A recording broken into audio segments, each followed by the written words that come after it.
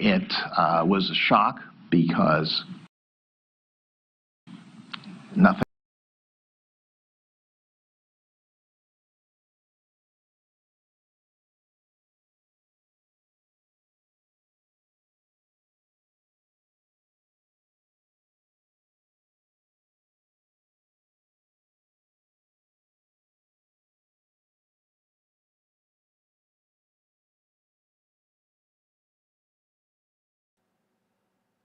Hey guys, welcome. Are you guys gonna get my eyes and that's it? You get my eyes because I got this like contraption on my back. So welcome, welcome, welcome. Welcome to my channel. If you're new to my channel, welcome back. If you're returning, I said that wrong. If you're a returning subscriber, welcome back. If you are new to my channel, welcome. My name is Laura, aka PURPLEXEDQT. Banfield starts in 10 minutes, so we're gonna race through this real quick. So let me say hi to everyone. What's up? Crystal, Glory, Monica, Mark, Stone Gator, Kaz, Betty, Nicole, Capone, who's got my heart, Lacey, K-Rocks, Garden Grower, Crystal, Rock Gem. I think I got everyone. Where's all my chatters? All right. One, I want to start by saying I changed my internet companies today. Hey, Kaz. I changed my internet companies today. So as of the 27th, I will have new service that's supposed to be better. It's supposed to be faster, even though I already paid for a gigabyte. So we're going fiber instead of cable. So, hey, Janice. So hopefully we will not have any issues and all will be well. Hopefully. Yeah, I got this like contraption thingy to help my back. So, okay.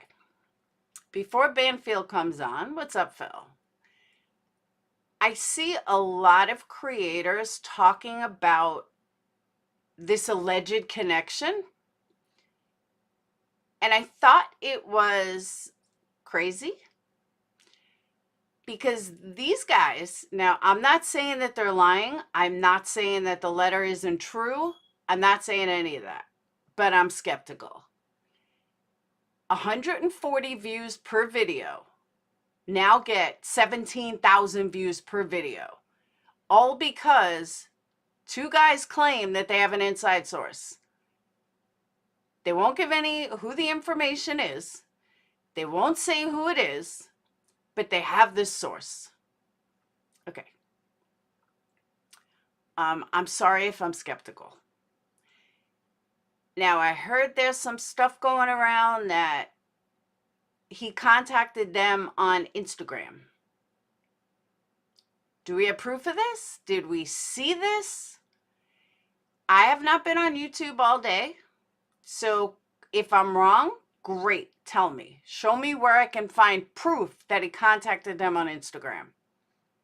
I'd love to see some proof. Hey, Nan, because all I've heard is stuff, but I haven't seen proof. Hey, Kim. Thank you, Ellie. Thank you.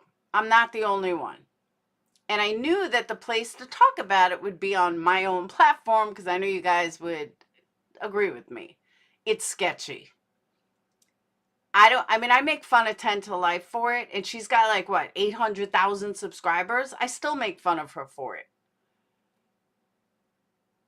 No proof, just a source. Exactly. An alleged source. And I can't believe how every single creator that I usually watch or that I'm a member of is running with this. Just running with it. And I don't get it. Why are you running with this? There's no proof. But you take two guys, because remember what I said, guys get way more respect than women. But two guys say they have a source, two guys that got 140 videos, 140 views a video, literally on every single video they did. Now everyone's believing them like, okay, I don't get it. Explain it to me, because I don't get it. Phil, I've only gotten bits and bits and pieces of what it was. Something about, correct me if I'm wrong, but from what I understand, it's something about he allegedly sent them lots of messages on Instagram, according to this anonymous source. But there's no proof. Nobody has the screenshots. Nobody has the proof of it. But people are buying into it like there's no tomorrow. Someone tell me why everybody's buying into this. Why isn't anybody questioning it? I don't get it. I feel like every creator I watch is running with this and playing this. Where's the proof? There's absolutely no fucking proof that it's even true. But it sounds good? I'm sorry.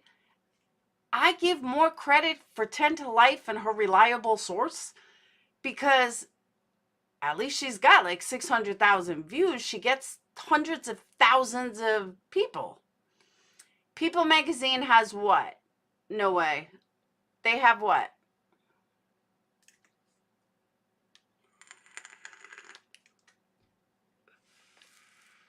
They have proof? If they have proof, I'm all for it. Because it's drama, maybe you might be right. Someone told me they heard it on Fox. No, it came from these two guys. Unless I'm wrong. Like, I don't want to be wrong. Oh, no, Lori. It's not even that. It's because she always says she has an inside source. When I first started watching her, she had like 30,000 subscribers. Then she did the Michael Long case with her inside source. She jumped up to over 100,000. Oh, it's their story. Oh, they took the guy's story?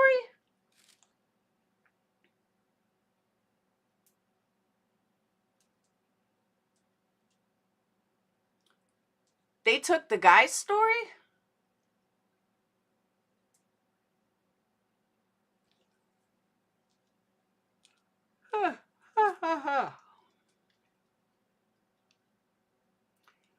That's right. People Magazine did break that story, but literally says the exact same thing you just said, Laura. Oh, and that it just comes from source. Okay, so People Magazine took their story?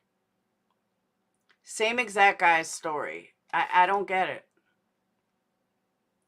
Two guys' turkeys have a parent who called in and told them things. But who's say it's true? What parent? No, a parent didn't call in. It's their anonymous source. Hey, Mickey. Everything is coming from their anonymous source. I heard another dude today say something about not T-Rev, that their ghost box told them that what's his name? Oh my God. My mind just went blank.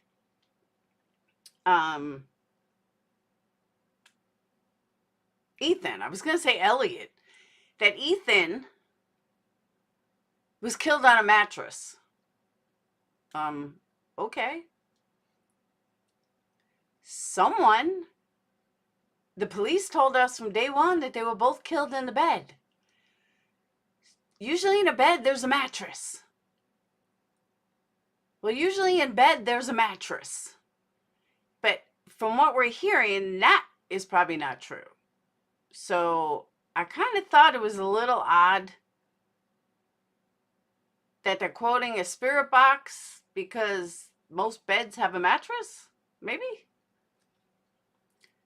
This was a parent who has a child or two who goes to Washington College. Yeah, a parent could be anybody. Tonight it said Kohlberger, heard it myself. Okay, sure it did.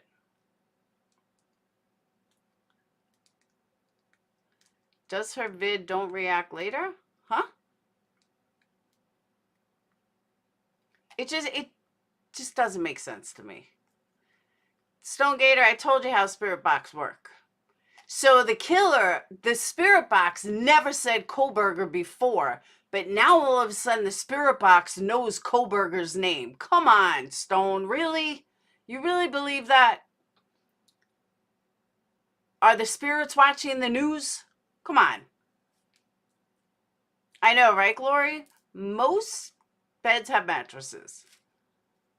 I can't with the spirit box shit. I really can't. It said Kohberger because he keeps saying Kohberger. The spirits would have known it was Kohberger right away. Even the students by now have rumors going around the schools, especially at those young ages.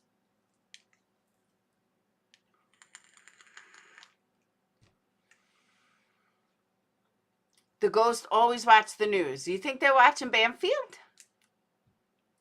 Because they needed the news to tell them that it was Kohberger. Come on. One hears one thing, another absolutely. The parents said the sorority knew of the deaths at 10:30 a.m. So I called. Okay, I got a theory on that. No, Bad Wolf, not at all. Exactly, Proud Mary. Turkey phone call from the parent of WSU is different than the source in People magazine. I'd rather pick a tarot card too. Tarot cards I can believe. They watch Cuomo, exactly. Because they needed the news to tell them the name. Yep, ghosts get their news from Banfield. I agree with that. So somebody heard, or somebody told me, or it was translated somehow, that there was actually the drug house theory, that it was a drug house and they had to clean everything out before they called the cops. I could believe that, except it doesn't take 8 hours to clean out drugs. I can, Bad Wolf. It doesn't take 8 hours to clean out drugs. It would take like 15 minutes. I don't think they were Tony Soprano cocaine dealers. Molly is all in a jar. I don't think they had jars all over. And if you walk through the house, somehow I have a feeling that drugs were not on their mind if 4 roommates were completely murdered. Just saying. Don't tell you that what doesn't work. Spirit boxes? Come on, stoned.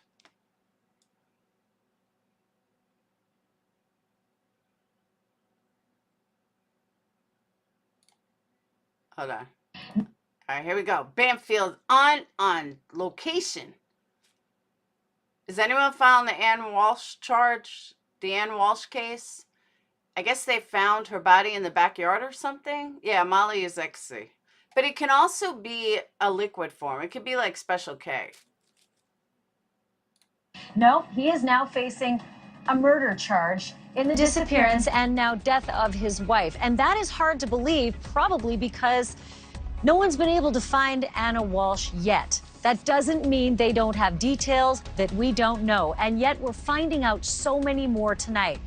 I want to bring you some of the breaking news that's coming to us from LA Magazine. They're reporting tonight from a high-ranking law enforcement source and other law enforcement sources that it is likely we will never find Anna Walshe's body, and that's because there is word from these sources. I was gonna say, Amanda, I thought they found her in the backyard. Sources that Anna Walshe's body was taken by Brian Walshe, allegedly to 2 different communities where his phone pinged, Abington and Brockton, where trash and recycling centers are located. Those sources tell. Welcome, Nicole. Woo woo. Yeah, I thought I heard they found her body in the backyard. LA Magazine that there were actually incinerators in those locations. Not only that, but LA Magazine also reporting tonight from those sources that Brian Walshe was caught on videotape, on a surveillance, near his mother's condo at a dumpster. The dumpster was next to the Whole Foods, and out near a liquor store. Did he go to the Whole Foods like he told police? Did he go to the CVS like he told police in errands for his mother? No receipts, no surveillance on that end, but the surveillance did show him, police say, at a dumpster adjacent to that Whole Foods at a liquor store. And there is still more evidence to come as well. Oh, it was Athena they found in the backyard. Oh, okay. I thought it was Anne they found. He sits tonight in the Norfolk County Jail. The men and women of the Cohasset Police who work in this detachment behind me have to feel pretty proud that within 2... Oh my God, you guys notice something? She's wearing a black shirt. She's not wearing cream. She's wearing black. a.m. in the Quincy courtroom, we're expecting that he's going to be arraigned, and all the supporting information that comes with an arrest warrant will actually outline why they believe they have their man, as if many didn't feel they did already, because all of the information so far that we've received to support an arrest warrant for what he's in jail for, which is obfuscation, which is hindering the police investigation, that in itself has been overwhelming. But now it's a murder charge. And not only that, there's another charge as well. And for that, I want to bring in my colleague. Evan Lambert has been working on this story, and there's a second charge about transporting a body illegally. And yet we don't know where that body is. What are your sources telling you? What'd you find out today? Yeah, Ashley, so we've been able to confirm with the DA's office that there is that second charge, improperly transporting a body. So again, still some questions over if investigators will ever be able to find a body here, but we know that they have a lot of evidence that they have tested. They likely will have those results. That is likely what has led to this development with the murder. Janelle, that's not what ages her. It's because she's not under the lights of a studio. I guess she wanted to, I want to be on site. I want to be on scene, just like Brian Enton is. Yeah, but she could be 5'1" for all we know. We don't know how tall she is. With this arrest, but also the trash that was collected up near Peabody, Massachusetts. And from where I'm standing, just to make sure everybody's aware, it's about an hour 15 away from here. It's where Brian Walshe's mom has a condo. We've heard from LA Magazine that the dumpster near the condo, adjacent to the Whole Foods, out in front of the liquor store, that produced trash that was taken to a transfer center and combed through. And that was pretty damning in its own right. Yeah, so we were there that night that investigators were searching the Peabody transfer station. And we saw them with their hazmat suits going through meticulously there for hours. And obviously something told them that potentially the trash from the dumpster near Brian Walshe's mother's condo would end up, or would likely end up, at that transfer station. And that is what brought them there to do that searching. But again, yeah, as you said, pretty far from Cohasset here, 45 or so minutes, maybe even an hour to get up there. And that's when Brian Walshe was saying he went to visit his mother, he got lost. So potentially, if he was going to those other locations, that might explain that gap that he alluded to. So let me list out some of the things we know so far. I have a feeling we're going to learn more and have a longer list tomorrow, but the list up till now, which is astounding, from that recycling center, trash bags, that we expected. But in the trash bags, a hacksaw, a hatchet, a rug, used cleaning supplies, blood, and also possibly some towels that were bloodied as well. And like I said, I have a feeling that we may learn more about that. But again, in the basement, there was the other bloodied evidence, the broken knife that had blood on it, and the blood as well. But then there's the other circumstantial evidence, which, by the way, I'm going to get to that. Circumstantial is not a bad word. I have seen plenty of cases with zero direct evidence and lots of convictions. So let's not freak out that it's a circumstantial case. But with regard to what Brian Walshe is alleged to have done, on the day he said he was just doing nice errands for his dear mother, instead he was at a Home Depot, the police say, on video, buying all sorts of, sinister supplies, like a Tyvek suit, tarps, buckets, various kinds of tape, drop cloths, cleaning supplies, and never said a word about being there. Yeah, that's what led mainly to that initial charge, right? So he said he was running errands for his mother and then it went to some specific places, Whole Foods, CVS. They didn't find him there, didn't find any evidence that he was there, but then they do have evidence that he was at this Home Depot in Rockland. When was the last time you went to a Home Depot and spent $450 and had cash? Right. Right. Clearly, they're trying to paint that this was all calculated, right? That he was going there for the specific purpose to get these cleaning supplies. And clearly there also is a linkage to what was found in the house, the knife and the blood. And it seems like police are telling us that they believe that is where he killed Anna Walshe. Evan, I think of you as a very reasonable man. And we are now several years out of COVID, and I don't see too many people wearing both a mask and surgical gloves to do their shopping at Home Depot. And yet that man had a black surgical mask and blue surgical gloves on. And apparently the police say that's all on video. Yeah, I think the gloves, clearly, you know, if you are trying to not give off prints or something like that, then you might wear those gloves. Another It quick is odd. question. The car, what's the story about his car? That he had somehow cleaned it, or there's some possibility that they've got evidence that he cleaned the car? So that was some reporting that came out that he may have cleaned the car. What we were able to confirm was that somebody by the name of Brian Walshe made an appointment at an auto detailing center that is here in Cohasset. That's never good. And so we reported that last week, didn't show up for the appointment. And when we went by, a source said that, you know, they never saw this person show up. The spelling that was given was different, but, you know, could that have been him? That's obviously something that investigators would have been looking into as well. Evan Lambert, great work, and I know you have an early morning because I think you and I both are going to be scrambling for seats in the courtroom. We're expecting that hearing at about 9 a.m. tomorrow. Thank you for that. Evan's been doing some really great work out here. Not only that, he's been doing great work in Washington because there's a Washington connection as well to this. Talk about that in a moment. In the meantime, I want to talk about the Cohasset connection. I said the men and women behind me have been working hard at this, and so have the journalists in town. And that's why I want to bring in Dan Leahy. He's a contributing photographer for the Cohasset Anchor, the local newspaper. We spoke, you know, satellite to satellite yesterday, and now here we are in person. And what a difference 24 hours can make. Now we have a murder charge, and this is your town, and these are your people. Just tell me how they're receiving that news. Well, I don't think anybody. What I don't understand, yeah, I'm 5'8". What I don't understand, why do people think they're going to get away with murdering their wife? Like, you don't think people are going to wonder where your wife went? And now your kids have no mom, no dad. You're in jail for life. What was the point of killing her? It doesn't make sense. There's absolutely no point in murdering her.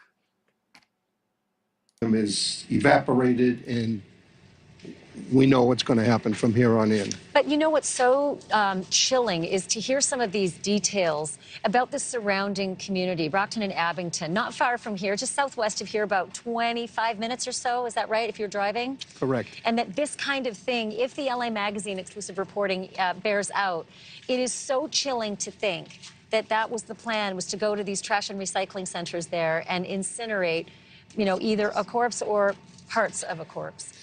Well, that lends itself to premeditation to me, because the ordinary person doesn't know where all these places are. You really have to know.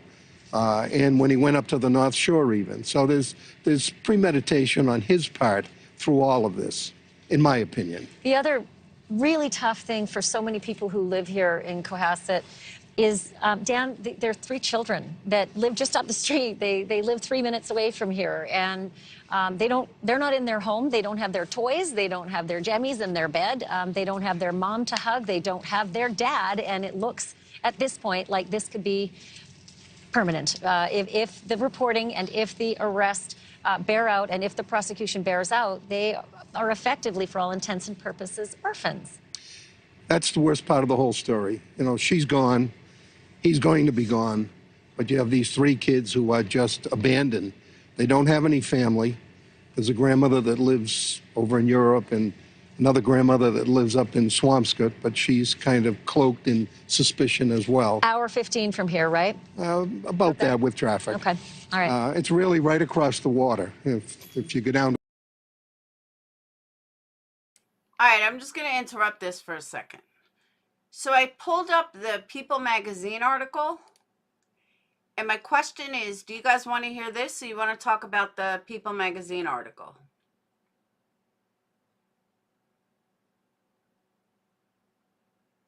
You guys tell me.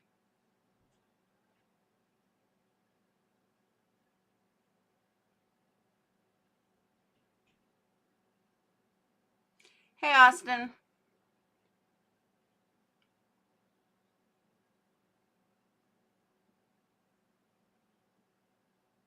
You guys better hit that thumb up. People. All right. I agree, Mickey. All right. Well, Jerry, it's how I started my live. That's why. See, to me, this case is not much to it. They know where they got the killer. They know what he did. It's kind of obvious. All right. So here's the People magazine. From today at 1:40.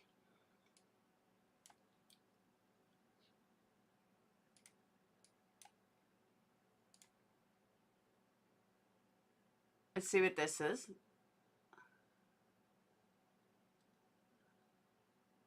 Uh-oh. Why does it keep doing that? I guess it's broken. All right, we won't play it. It's broken. All right, it's 2 weeks for the slayings, 4 Universal last November. The man who's now accused of killing them sent a series of messages to one of the victims on Instagram. An investigator familiar with the case tells People.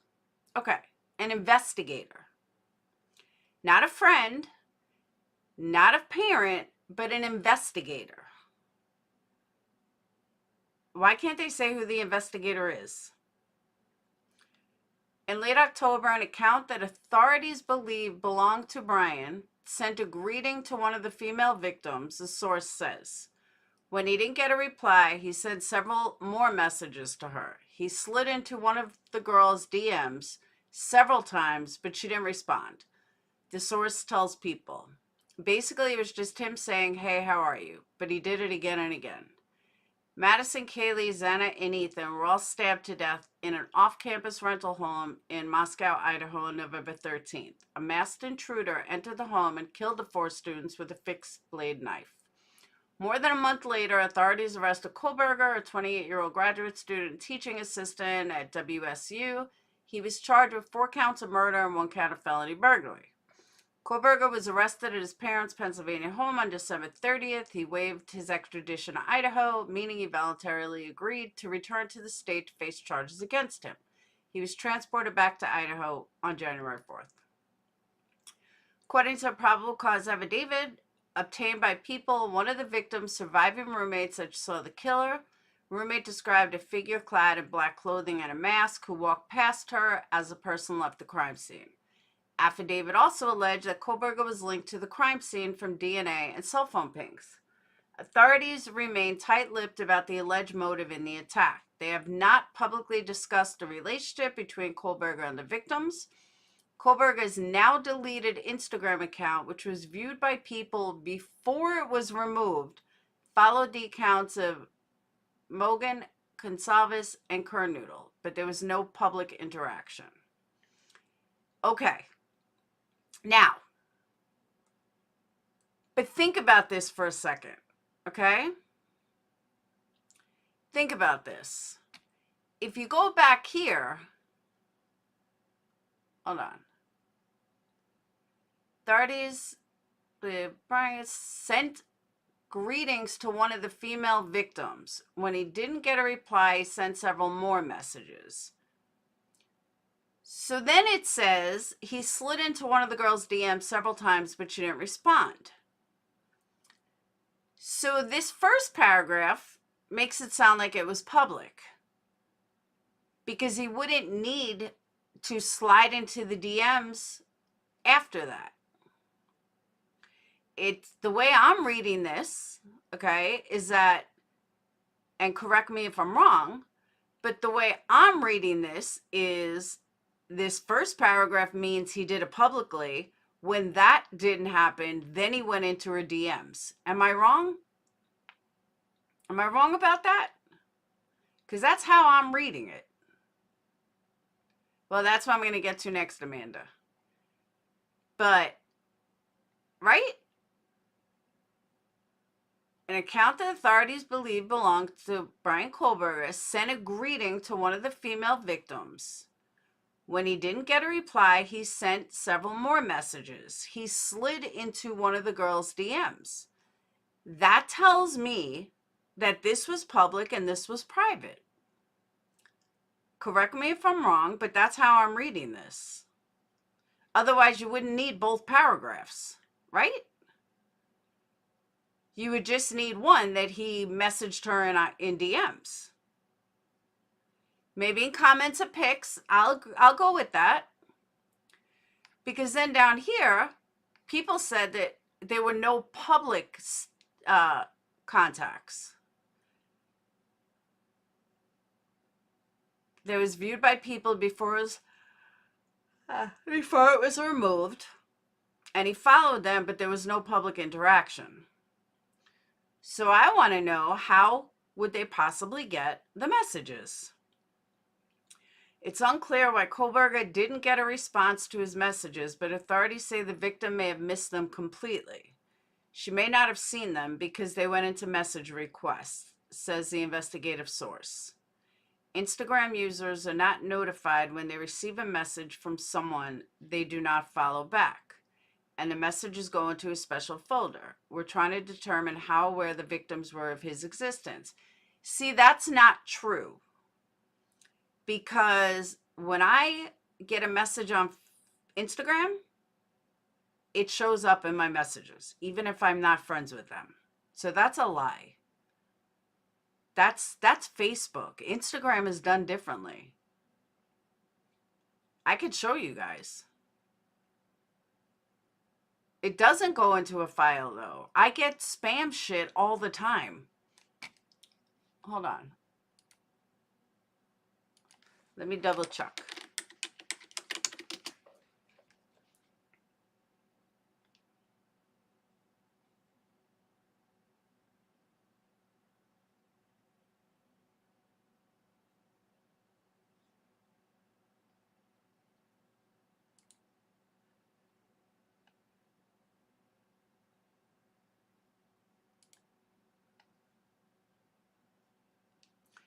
Okay, you get notifications.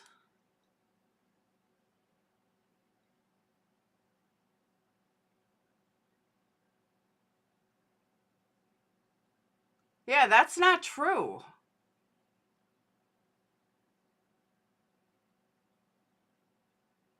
I mean, I don't want to show everyone's names.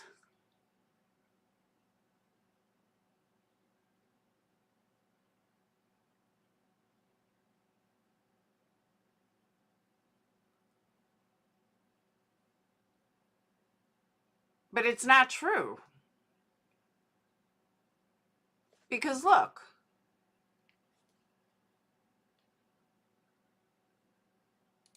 Hold on.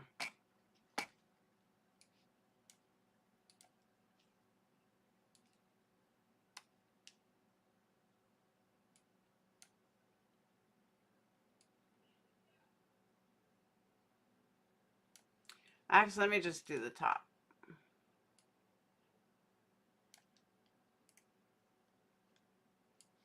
That's it. There is no secret folder. That's only on Facebook. That's not on Instagram.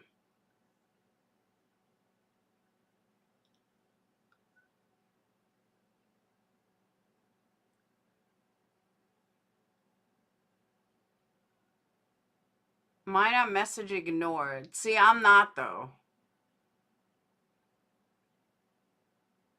Mine just gives you a message that says, you know, I'm busy or whatever. Now, I do have a business one or a professional one, not a personal one. So maybe a personal one is different. But yeah, it just shows me I get messages all day. Because that's how people find you. Like, I get messages of people like, you know, hey, how much for this? How much for that? And they'll get an automatic response. No, it was Messenger on Instagram, according to the article. Allegedly. Have request folder and regular. See, I don't. Maybe it's a business thing.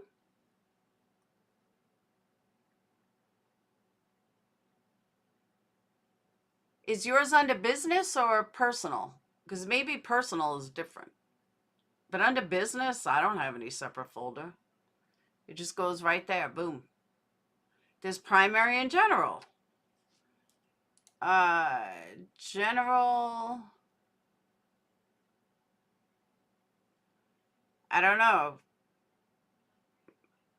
I never checked general.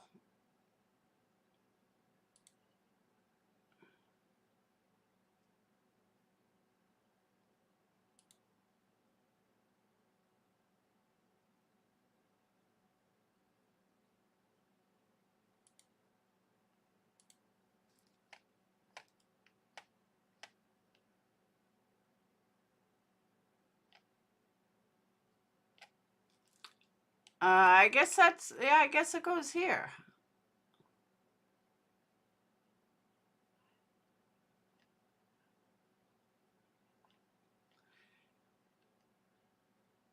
But I see messages that I never noticed.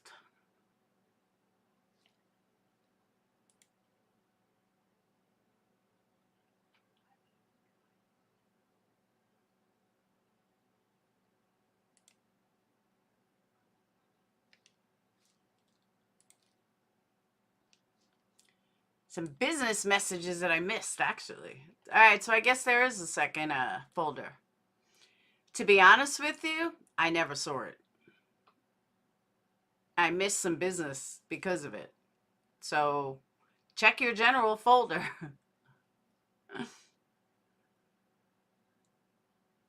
See, I don't have request. I just have general and primary.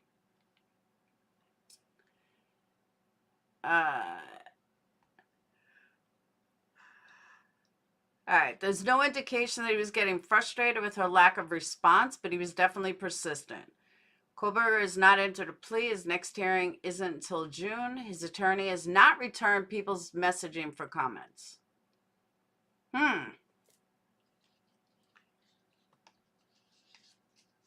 Slide into Laura's Instagram DMs. Just don't do general, because I may not see it.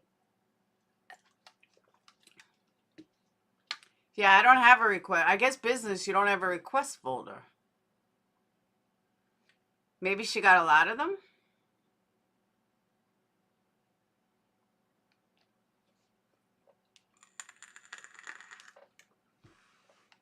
So what do we think, though? Do we believe that? Do we believe it's true?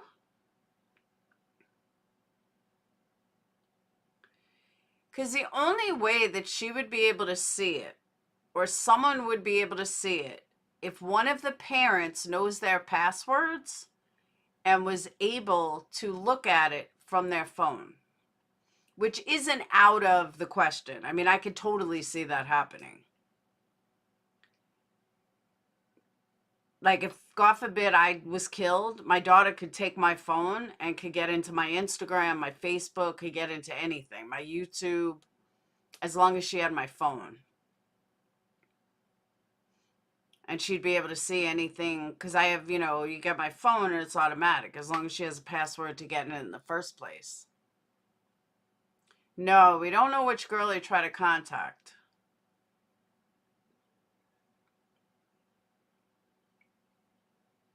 Tiny bit of unverified, non-specific info. Well, that's how I started my live, Jerry. That, do you believe these two guys? Because I don't.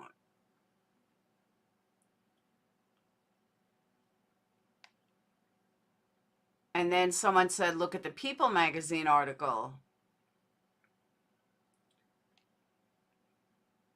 But again, it's a source, which honestly, though, for People, it could be a source that came from the family. It could have been the private investigator working with the Gonsalves family. Could be. That's true, Crystal.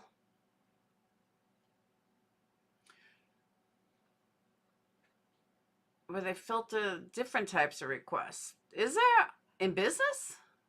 I didn't see it.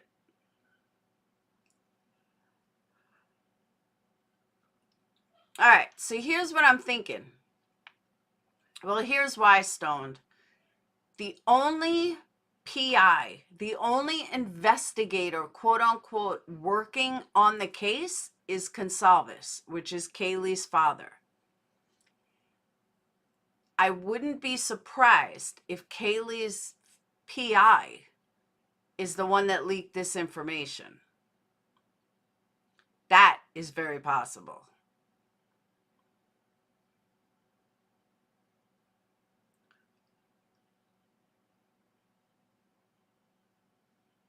No, it's not from the original. It's brand new.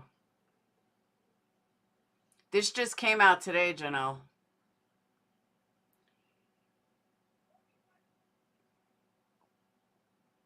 Well, again, if they have her password to her phone, anyone can get in. And by the way, I've said this before. I actually learned this from a case I was working on from the father whose son was tragically murdered. Get your kids' passwords. Put them in a drawer somewhere, so if God forbid something happens, you can get into their accounts, because I can assure you, Apple will not let you in their phones, ever. Get their passwords. My kids thought I was crazy when I told them, give me your passwords. Thank you, Crystal. You a boss and I conclude that. Super chat. Who was that? You didn't have to do that. You a big dog supporter and you proved it. Thank you, Crystal. So that's what I'm kind of thinking. I'm thinking that maybe it really did come from the PI. Because it's saying investigative source. I believe he's the only investigator on the case. No, not a pastor's child. I'll be damned. Yeah, I have an auto response. Are you bothering me, Bad Wolf? Kaylee's sister was there. Anyone can get in her phone as long as they have the password. And remember, Xana was on TikTok at the time. So there's a chance that her TikTok, her phone was still active, maybe. Maybe she didn't have a thing. But yeah, Apple will not give you information at all. It was horrible.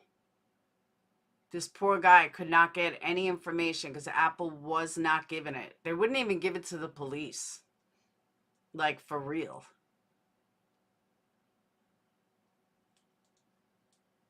And then they found the kid like a month later. It was horrible. The day I was supposed to interview the dad live, he called me and said they found him. Yeah, I'm thinking it came from the PI.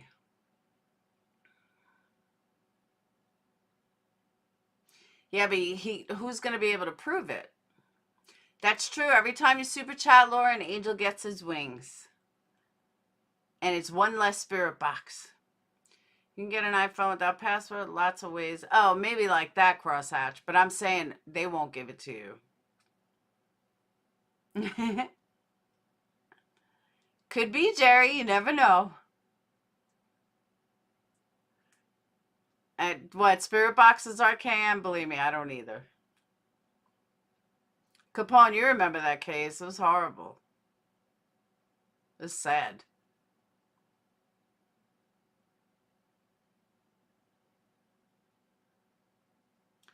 And you said Fox News has it too? She's not, Mickey. I know you said that as a joke. Hey, Scooby-Dooby. An investigative inside source is what happened.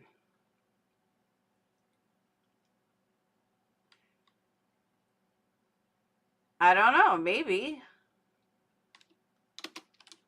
Fox News, Brian Kohlberger.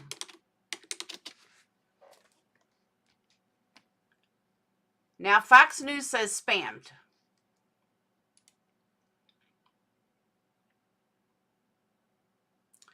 Spam one victim with Instagram DMs. Kohlberger accused of going near victim's home 12 times. Kohlberger neighbor tells Nancy Grace the Idaho suspect asked about the murders. What?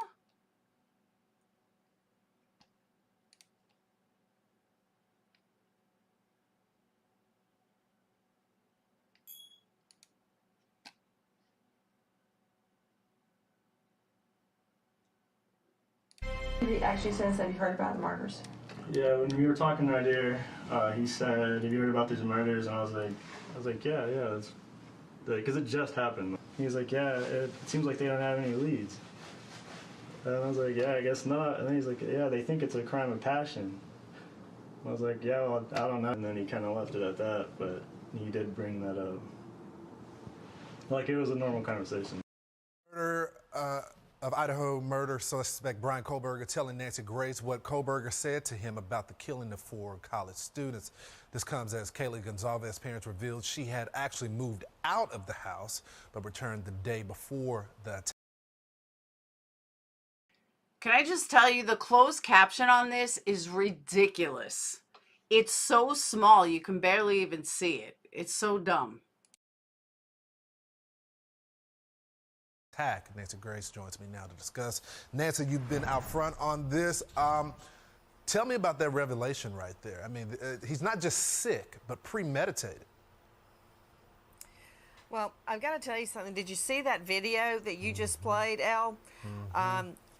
The way we had to cut it is because the neighbor and many other people in his apartment complex do not want to go down in history as Brian Kohlberger's friend. Nope. They don't want their name out there. You know, you were there too. They don't want their name attached in any way. Also, that neighbor also told me that he had been asked by Kohlberger's father when he moved Kohlberger into the, you can't see the face, the apartment, anything there, and we did that to protect him. Kohlberger's father moved him in, like when you take somebody to college and your parents move you in, and actually asked the neighbor, "Hey, will you be his friend?" Because he couldn't make friends. It's like setting up a play date, and at some point the neighbor's wife said, "Don't bring him back. I've got a bad feeling. Do not have him back in this apartment." Nancy, you've been doing this for a sixth sense. You've been doing this for a long time. I gotta interrupt you real quick because the father is still a clue in this. Do you think he's going to be charged as well? Does he know more than he's letting out off to the public?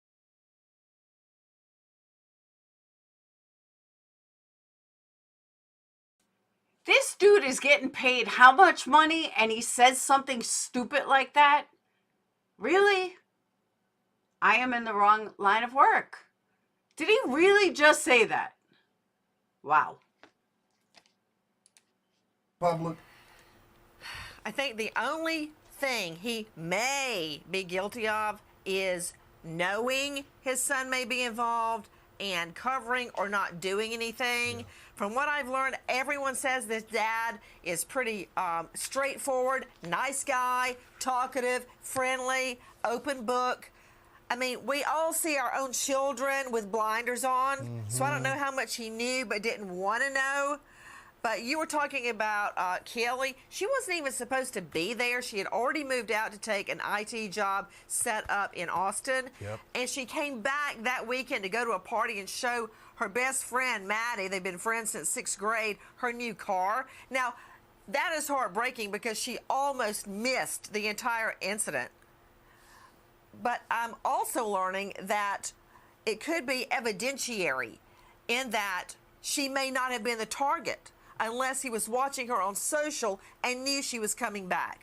That's interesting, Nancy, because as you know, we both talked with the Gonzalez family, and they talk about those stab wounds. We know that she was in the bed also with Maddie, and there were differences in the severity of those stab wounds. It's a lot to uncover here. Nancy, you got a special coming out to Fox Nation. The special is The Parallels of Evil, the Bundy and Idaho killings. You know I'm going to watch it. Thank you, Elle. See you soon. Did he just say when that was on? The Parallels of Evil? I don't think the dad was involved at all whatsoever. At all. I think the dad just feels like weird. We just have to remember who in God's name we are.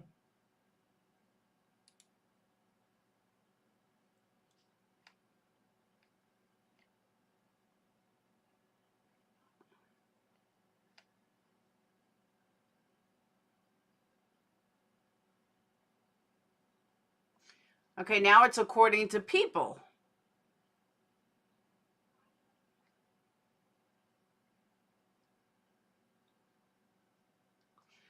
Shannon Gray, the attorney for Consalva's parents, said no one knew about Kohlberger before the slayings. However, he left open the possibility.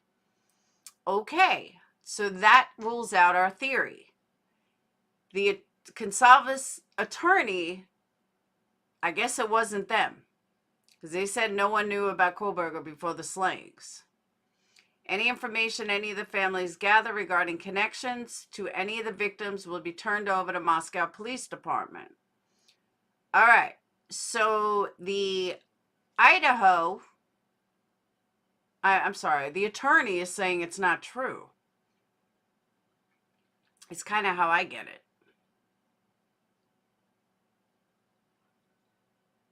Imagine the PI saying one thing and the lawyer saying another. That'd be pretty fucked up.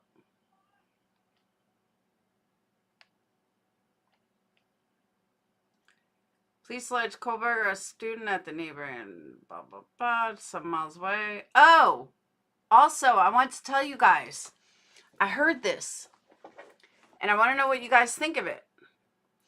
According to an attorney, not just a lawyer you know, this girl Andrea Burkhart, according to her, she's a criminal defense attorney, that there are multiple reasons why his phone could have pinged.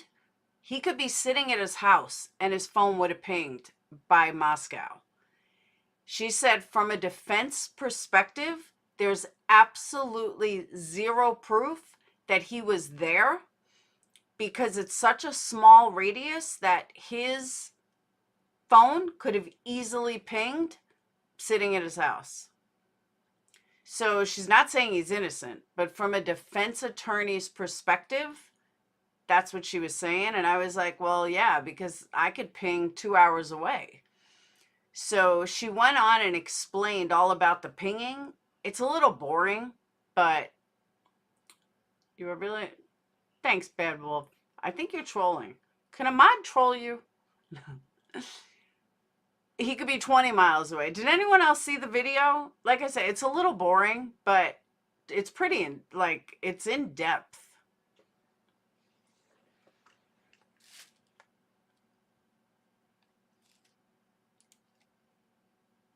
And I could play some of it. You guys tell me what you think.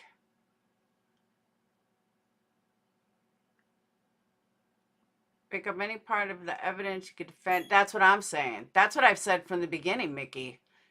That you can literally, you guys want to see it? All right, hold on.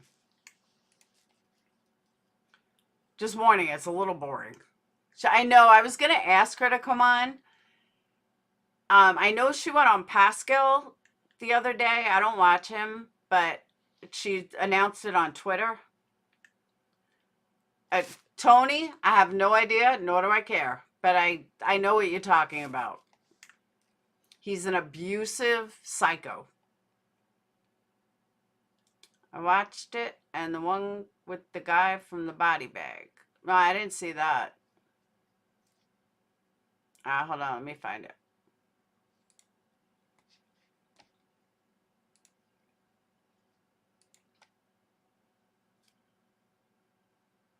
Is that her channel? Just her name, Andrea Burkhart?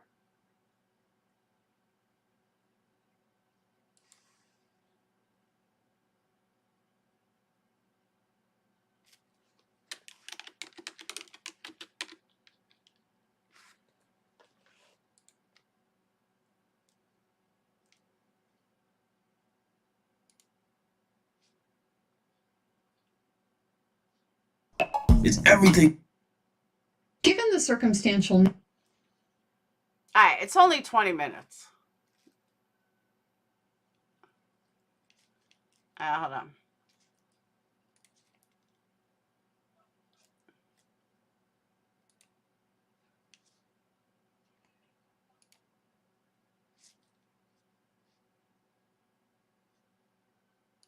Nature of this case, an important piece of the puzzle is the ability of law enforcement to place Brian Kohberger at the scene of the murders at the time that they took place.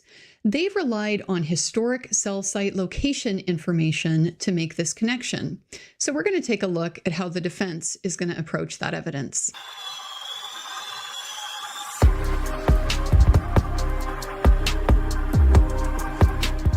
One of the things that we learned from the probable cause affidavit is that once her and Zab girl should get together. They both like tie-dye. Police began to narrow in on Brian Kohberger as a suspect, they got a search warrant for his cell phone records, specifically for the time frame of when the murders happened and approximately 24 hours on both sides. That information was then provided to an FBI technical analyst, and based on that review, police determined that the cell phone was using cellular resources within the cities of Moscow and Pullman and related areas in a way that tended to correspond with the movements of the white sedan that they had already identified as the suspect vehicle.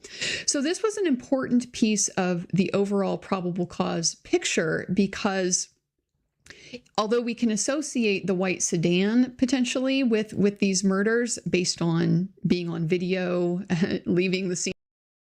Now, let me also put this out there. She's not saying this from like a personal perspective. She's talking from a defense attorney strategy. I know some people get confused, like, oh my God, she'll think that he's innocent. No, she's just giving you from a defense attorney perspective. Seen at a high rate of speed approximately after the murders occurred. That doesn't necessarily put Brian Kohberger behind the wheel. It's certainly possible somebody can borrow a car, somebody can steal a car. So being able to link his cell phone to the car is a very important piece of being able to connect Brian Kohberger with the car.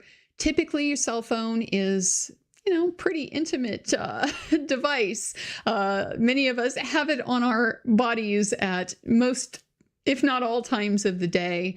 There's a lot of information in there that, you don't want some random person to get your phone and be able to, scroll through your photos and your messages and things like that. So most of us take pretty strong steps to protect our phones, and we often have them on us at all times. So if the phone is in the same place as the car, that just makes it more likely that Brian Kohberger himself is also in the car during these time periods. And it forecloses an argument that, yes, maybe it was his car, but that doesn't mean you can put him behind the wheel. So taken at face value, this cell site location information looks pretty damning, but there's a lot that isn't said in the probable cause affidavit that could have a big effect on how significant this information is. And specifically, the probable cause affidavit doesn't tell us what exactly is the data that you're relying on, what is the methodology that you're using to trace the vehicle, and what is your confidence in the accuracy of the results that you're reaching. So these are things that defense attorneys are going to focus on. We're going to talk real quickly about how cell site location information works so that you can get an understanding of the types of holes that the defense is going to be looking for in this evidence. So in very simple terms, a cell phone acts a lot like a two-way radio. It periodically and regularly communicates with cell phone antennas in its area to evaluate the strength of the signals that are available, so that when you need to use your phone to make a call or get on the internet, whatever it is that you're doing, the phone is able to identify what's the strongest signal here to connect to. So it's that communication that is the historic cell site location information that police are relying on here. There's some important limitations on this information. So first off, you might think, well, if the phone is nearest to one tower, that tower is going to be giving the strongest signal. So if the phone connects to that tower, it means the phone is probably near that tower. Oh my God, my fucking internet. Are you guys seeing it slow too? Because I'm getting skip frames 81%. This is such bullshit. So I cannot wait until this changes. Hold on, let me see. YouTube is not receiving enough video to maintain smooth streaming. As such, viewers will experience buffering. I am so glad I pay so much money for internet. I'm waiting for it to clear. All right, we're back. That would be a faulty line of reasoning. And the reason why is because there are a lot of different factors that can affect which cell phone tower a phone will connect to. Things like weather can affect signal strength, things like call traffic, all kinds of other factors dealing with the capacity of the tower, the capacity of the phone. So a single connection to a single tower is not particularly strong evidence of location. So because of that, to use this type of information to really identify a person's location with pretty high specificity and reliability, police generally have to rely on one of two methods. One is to use GPS data. GPS data is using satellite triangulation. It goes, a bit above and beyond the cell towers. So GPS data, if they're able to get it, very, very reliable, very precise. That tends to be, from my perspective as the defense lawyer, the best evidence of location that police can generally get. We didn't see. Okay, is this buffering as annoying to you guys as it is to me? Because it's super annoying. I know clue people can be hired to hear trials before the real ones. So yeah, it's mock trials. Happens all the time. It is good on your side. It's not bad on your side. It's horrible on this side. Anything about GPS data in the probable cause affidavit. So that tells us they probably weren't able to get that from his cell phone records. It is still possible that GPS data could be obtained from something like his vehicle's navigation system, or if they get the actual physical phone itself and can do extraction from the phone, they may be able to recover GPS data from that as well. But at least at this point, based on the probable cause affidavit, they don't have it. So that leaves us with the alternative method of triangulation. So the way that triangulation works is, as we've said, your phone is constantly trying to communicate with towers in the area.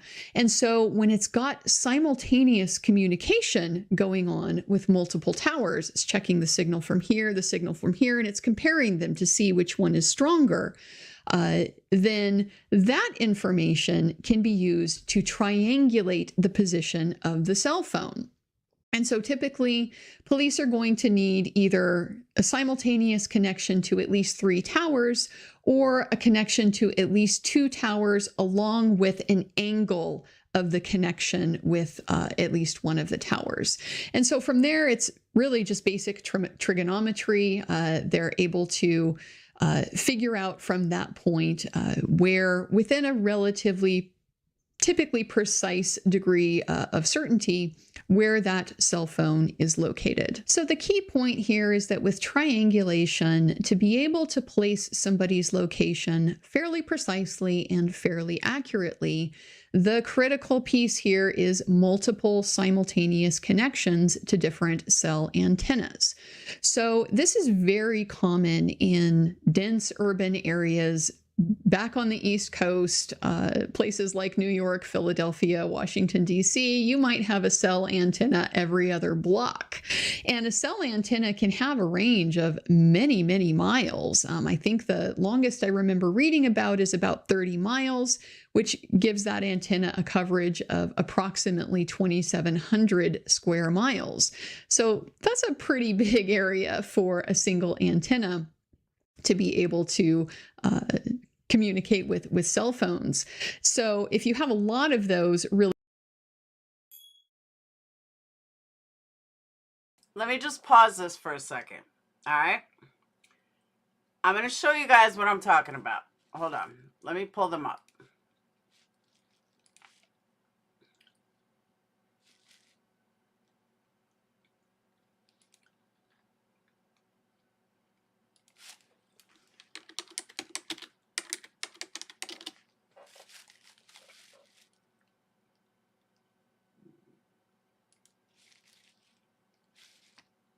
Thanksgiving.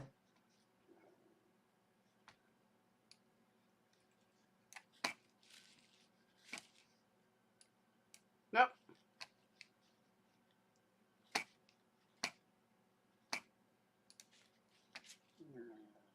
You guys hear my stomach? All right. So they now have 24,000 subs. All right. 176,000 views, 124,000 views. Now let's go back before the Idaho case. 64 views, 59 views, 46 views, 69 views, 77 views, 61 views, 48 views, 74 views, 28 views, 62 views, 239. Okay? They had nobody. They couldn't even break 100 views. Now all of a sudden, they start talking about Idaho and they blow up. But not so much blow up. You know, typical 1,000. This one's high, but 2,000, couple thousand. Then they got new surveillance footage, which wasn't new. Jack D, they accused with 145,000 views. Madalena only got 1,000. Then they come up. They feed into all the conspiracies. They get almost 100,000 views. And here they have this mysterious phone call that they have 176,000 views. Okay? This one has, oh yeah, this was the one I was talking about. 240,000 views because they have a connection. Okay? Looking at their channel, these are all the views they had. They didn't even break 100. But they somehow say they have a connection. No, not clickbait. But they claim they had a connection close to the case and their channel fucking skyrocketed. Because all it takes is saying you have a connection on the case. And they skyrocketed. This was the video. That's true, Janice. But this video, they claim they had a connection. I think it was that video. But I'll tell you why I don't buy it. I'm going to tell you right now why I don't buy it. One, nothing has been proven. But two, how do you go from not even 100 views to 240,000 views? I'll tell you how. You tell people that you got a connection in the case. That's how you do it. Exactly, Crystal. And I'm not saying they did. Don't get me wrong. I'm not saying they did. They could very well could have a connection. But you don't go from 100 views a video to 240,000 overnight. You just don't. Sorry. It's just weird to me. And that's why I just can't take it seriously. Yeah, they found a way to do it. I didn't pay a parking ticket. This dude was like, "Blue, you probably got a warrant out." Like, they're morons. Yeah, they're not really even entertaining, but I don't want to bash them. I mean, they're doing really well. Congratulations, but I just don't buy it. I think it's this one. Caller close to Brian calls case in with stunning new details. Caller close to Brian case calls in with stunning details, part 2. Murphy has his own Instagram. I mean, come on.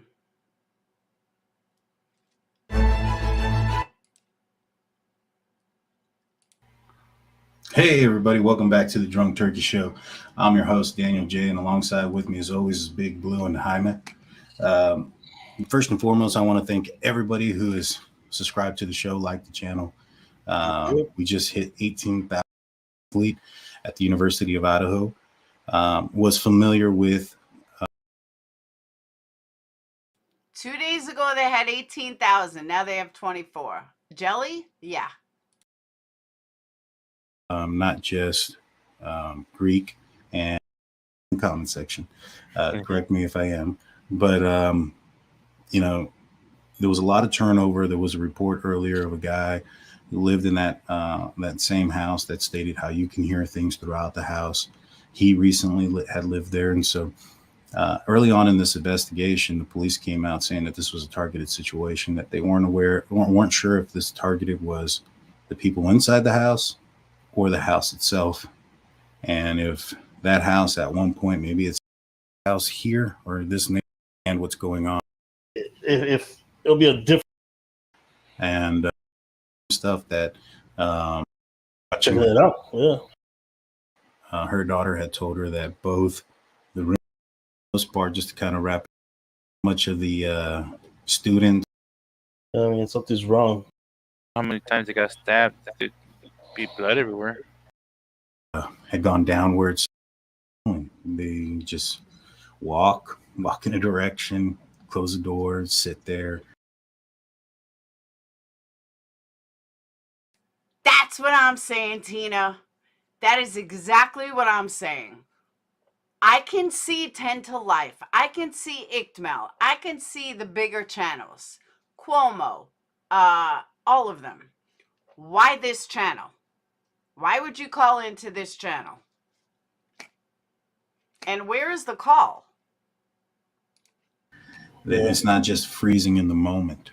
There's, you know, until you're in that situation, you don't know what you're going to do. Thank you, Phil. Laura covered literally everything and anything these guys have been talking about, besides their local interview recently, and we all got our own local. Thank you, Phil. I'm very underappreciated. But yeah, I don't get it either. But with that said, but you know, all this has been reported. Thank you. Our condolences to. Okay, I just skimmed through the whole video and there's no call. But it says, caller close to Brian, case calls in with stunning new details, part 2. But there is nothing. So the call's on the other one?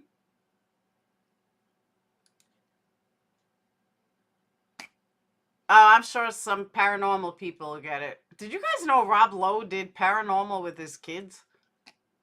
He's so cute.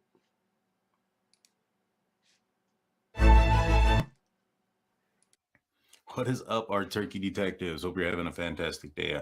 Welcome back to the Drunk Turkey Show. I'm your host, Daniel J. The other day we had a show where viewers were calling in, and on that show, I will say this. I like his background. He's got his background set up like CSI. I think that's cute. we had a caller, Kim, from the state of Washington, who claimed that she had 2 of her children that attended WSU. She stated that those children were close-ish to the situation. And In this video, in this clip, I'm going to drop the conversation that we had. It's about 30 minutes. I have been able to verify who she is, who her children are, and that they attend WSU. I've also been. Okay, that right there. That right there. I haven't been able to confirm her or the kids. Okay, so why are you putting it out already? Able to verify the acquaintances and the friends and everybody that's associated with her claims as far as who her children are associate with. There is a connection to the victims there, and some very startling information that came about. Now, a lot of that information came about after the phone call. You'll hear in the phone call, she'll say, I feel like I should tell you this off air. Me and her had that, her children attending the conversation. I think because this guy's behind bars right now, that it's all done and it's safe, because it's really not. The case is still ongoing. The investigation is still ongoing, and pretty active. And it, I have 2 kids over there. It's scary, terrifying, actually. And I get they got to catch the guys, but the lack of transparency is wild. Right. And I have been told that I'm not to speak, but you know what? I'm a mom. Put me in jail, like whatever. I'm not going to stop speaking if I don't think my kids are safe. And I honestly do not believe they're safe. And this guy, he's a monster, no doubt. I have no doubt. But there's so many other areas in this case that are just not being told, nor should they have to be. But you have to guarantee, if I call a police officer and ask if my kid is safe and they can't guarantee me that, that's a problem. And that's what's happening. Right. And they're over their heads. 100% Moscow is over their heads. And I'll say that to them. But this guy could get off. This attorney is better than good. If you want an attorney to get you out, she will. And so will their forensic investigator. And I'm not saying he's brilliant. I don't think he is. I think he's a monster. He's an animal. But and he did know those girls. And we have a substantial and significant, and I say this on the record, and I'm not alleging it. I'm a parent, and I've been dealing with it now for 2 years. I pay $50,000 a year for this stuff. And I'll tell you what, there is a drug problem, a significant drug problem. There's a Greek road problem. And I've got kids on Greek road, right? So I'm coming from a place of knowing, and I just want people to just have a conversation with the kids. You are not safe. Just because the guy's behind bars does not make you safe, right? Well, here's the thing: it don't matter where you. I mean, I sent my kids to school with tasers. That's weird. Yeah. No, I noticed your what state you were calling from, and I know that it was. It looks like it was fairly close to where this could have taken place. You having kids that are currently, going, near there, that would be scary. I would be scared, and I understand where your fear comes from, and this probable cause. And I've heard this as well about the lawyer that is defending Brian, and her team that. Scooby-Doo, that's what I tell everybody. Nobody believes me. We had Bobby and Mike O nailed long before Zellner ever came along. Is coming already. And, I'm assuming, based on the fact that because of the nature of the crime, the degree and the penalty that is involved, that the courts only had a few options as far as who can defend him. And that she was well aware of that early on. And that's why she got to work right away. I mean, she stopped the cleaning. She stopped a lot of things. And she stopped quite a few things. She's already asked for all of their evidence. She wants that. She asked for that today. And then to have I don't know. I kind of do know what is. So this is over a state line. So there's no reason the feds can't get involved now. Right. Because it's cross state lines. And right. And I don't think, and I'll honestly be honest, because it wasn't, I don't think it was as nice. I think it was the guy who SWAT killed December 15th night. Right. There was a incident at WSU involving a guy who was threatening to cause harm. Okay, so we know the caller watches Grizzly. Alive, when we use that term, his roommates, and he had to have been taken out by lethal means by the SWAT team. And I'll be honest with you, I went and looking for information on that case, and on the guy, I found out his name and who he was. And this guy was an older guy. He was in his above, I think it was 38. Like 30s, like in the upper 30s. PTSD, right? Military PTSD. Right. He also was in UI Tech. He works for the University of Idaho Tech Department. Wow. And so. And Tech was down that night. So when they're saying they're getting pings or whatever, first of all, hold on. The guy was like a security guard. He didn't work for a tech department. He was like a security guard, if I remember correctly. He'd been in the house before a plethora of times. He was an invited guest into that home before, and I do know this because, well, obviously I'm here now, and what are they going to do? My daughter, because we knew it. My daughter knew at 10 a.m. It was Parents' Weekend the weekend it occurred, Right. and so we went to get my daughter for breakfast, and then and my son to go to breakfast and go to whatever grocery shopping or whatever before we left. And on the way home, we get this alert. It was like 5 o'clock. We come over to the other side of the mountain. Our kids are about 6 hours away, and so we came home and we get this alert. And I called my daughter and I'm like, "Hey, what's going on?" And she's like, "Oh, I already know, Mom. I knew that this morning, like around 10." I'm like, "How did you know?" And so anyway, as it all comes out, as I immediately called the FBI. Okay, let's look at this. All right. I'm not saying this girl's lying, but let's look at this. You're a 20-something-year-old kid. There's a quadruple homicide on your radar that you find out at 10 a.m. and you don't call your mom? Why wouldn't you call your mom? I would call my mom now, and my mom's just turned 75. I'd call her now and tell her, "Ma, there was a quadruple homicide next door." That's just something you do. So for her to be, "Oh, my daughter knew at 10 a.m. but never told me," yeah, that's a little weird. Right, Bob? It's strange. And told them every bit of information I had been given from my daughter and her roommate for them. They weren't there, but then we found out somebody was not telling the truth. So we had to call back, and other information has come out because, you know, I spend Christmas, I pressed my kids to the wall for every bit of information they possibly could have because people didn't have children at Christmas. Like, it's beyond words. It's beyond, I can't. But at any rate, so the kids, but they think the guys behind bars. Oh man, you just had me laughing out loud. What does Christmas have to do with anything? This girl's on some serious drugs. Mickey, no, I haven't heard that. That's the first time I've heard that. They reportedly, he worked for the tech department at University of Idaho. I don't know when he worked at Bryant's school. Oh, okay. He worked for a tech department at Idaho. Didn't she say he worked for a tech department at WSU? Bars now, and they're good. And the fact is, this is just the tip of the iceberg. There's a huge problem. It's a problem on Greek Row, and it's a problem with Sigma Chi, and there are 10 student deaths at U of I since May.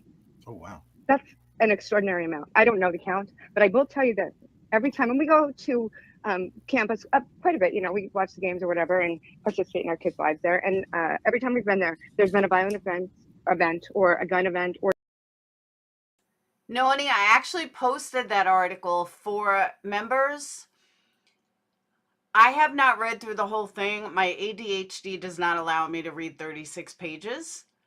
I was going to do the audio version of listening to Tyler read it because I like his voice and I can get the audio version from him. So I may do that, but I heard there's nothing new in it. It's just some guy's take on the evidence. Or something. There's never been a time we have been on that campus when there hasn't been something that went down. That's unacceptable in my opinion. Yeah. And it's just because they don't listen and they're ignoring it. And, you know, my son's an athlete. He chose not to go Greek and he's actually chosen to transfer to ASU to finish out his education, which we're thrilled. My daughter's a senior though, right? She's about to graduate with Xana's sister. I mean, these kids are connected, they're friends, and I don't know them other than, I wish I never knew their names actually, to be quite honest, right? Right? I mean, but it could have been my kid, you know, it could have been all of our children. All right, one thing, I'll take back what I said about these guys, okay? Because these guys, they're just listening. They're not like, "Oh, wow, blah, blah, blah." Like, they're just listening. So I take back what I said about them. And nobody's paying, people are satisfied with it's okay because we said it was okay. But guess what? How can you tell me my kid is safe and that it's a targeted event, but you don't know who is the target or why? It's not. Well, 101 has to make two. When it makes all these other numbers, something's not right. And I'm not mom. That's just going to be a pain in the rear. Right. It's just, and I don't apologize for that. God gave me these children, and I plan to do my job. No, for sure, 100%. You know, I have kids myself, and I would. I just want to know that Blue has a statement. I know you can't hear him. Go ahead, Blue. I'll relate to you. We're from Texas, and I don't believe our kids are safe at school either. So we're Blue says we're from Texas, and we actually live very close to a recent incident that happened in Uvalde. That was that's literally the halfway point from where we're located to our hometown, and we drive through there quite That often. is heart-wrenching. I am so sorry. That is just my heart-wrenching. little girl was actually in the town of Uvalde during the incident. She didn't attend their school, but she was traveling, and they got stuck between traffic because they had shut down the intersection there. And so that is terrifying. Yeah, that is, you know, we understand that to a certain extent. I mean, I couldn't understand it, you know, from coming from you, but you're right. You know, the one thing that I will say that is consistent from the police and the investigators out of Moscow is that they've been trying to downplay the danger that's associated with it. They initially called it out a isolated incident that was targeted, and that the surrounding individuals or students and locals were safe. And clearly, if this is the guy, even though it may have been a targeted event in some form or fashion, then I would think and assume that, you know, based on the way and the degree that it occurred, I would assume that they wouldn't be putting it out there that people were safe. You know, I would tell people to be vigilant. I would tell people, hey, you know what, there's somebody out there on the loose that committed this crime. And to be safe. And, you know, you also look at the fact that they didn't want to put the rewards out there. They didn't want flyers out because that would deter people going into their schools. That has been a common thought process for this situation ever since. Is that the feeling that as a parent that you guys got? It's a numbers game. So these are two small towns that are connected, right? They're not competitive they don't compete against each other. They're not rivals, I guess is the verbiage I'm looking for. They're not rival schools, but they're friendly schools. They get along with each other. A lot of the kids that went there went, you know, so, but they're numbers games. Those towns rely on our students' tuition. They do. And it came all the way. And I do think the bottom line was these kids are going to pour out of here if we don't get control over the narrative. Controlling the narrative would have been to be honest, to say, we don't know what's going on. We don't know what happened. We're going to send you guys all home globally. We know how to do this. We just did COVID. We can do this. We can rally. That would have kept your numbers up. Now kids are fleeing, like they're dropping like flies. If I get my daughter out of there, I would have. And I think they should, if they release him, my daughter doesn't have an argument with me. She's not lying about what? She hasn't said anything. She literally has not said anything. No, the call was just the other day. Anymore. She can pay her own tuition if she wants to stay, but she's coming home. I mean, honestly. So I think, yes, it's a numbers game. It's about money. And I actually think it's really worth a deep dive into Christ Church. It's a very interesting and disturbing church. Or Moscow's beautiful. Honestly, we prefer when we go there to stay in Moscow because it's got great restaurants. It's just got a great vibe. And the hotel's so much nicer than in Pullman. Pullman's just kind of like, I don't know, agricultural corn. You know what I mean? Right. But Moscow's got a lot of great stuff. It's a really cool place to stay, and it's only 5 minutes away. So we prefer that. But it's a weird. There is a. You just got to do a deep dive into Christ Church, and a really deep dive into that because they control most of the land and the properties. It's just you have to look at it. I couldn't explain it, and I don't want to disparage other people's faith. You know, we all have our faith, and say anything that would get anybody in trouble, but it's definitely worth a deep dive. And there's a lot. And so, I mean, honestly, one of the guys who was actually one of the men who actually was a suspect in this, committed murder and got off with probation and broke his probation 3 different times. Right. What the fuck is she babbling about? There is no other suspect in this case. What is she talking about? What suspect in this case committed murder? Someone tell me. Right. And then another guy who works at Mad Greek, because he doesn't work at Mad Greek. He goes to Mad Greek, and I don't know his name, but his wife worked at Mad Greek and knew the girls and had lovely things to say about the girls, but he's also on that list. And I'm not. You're talking about the owner of the restaurant nearby?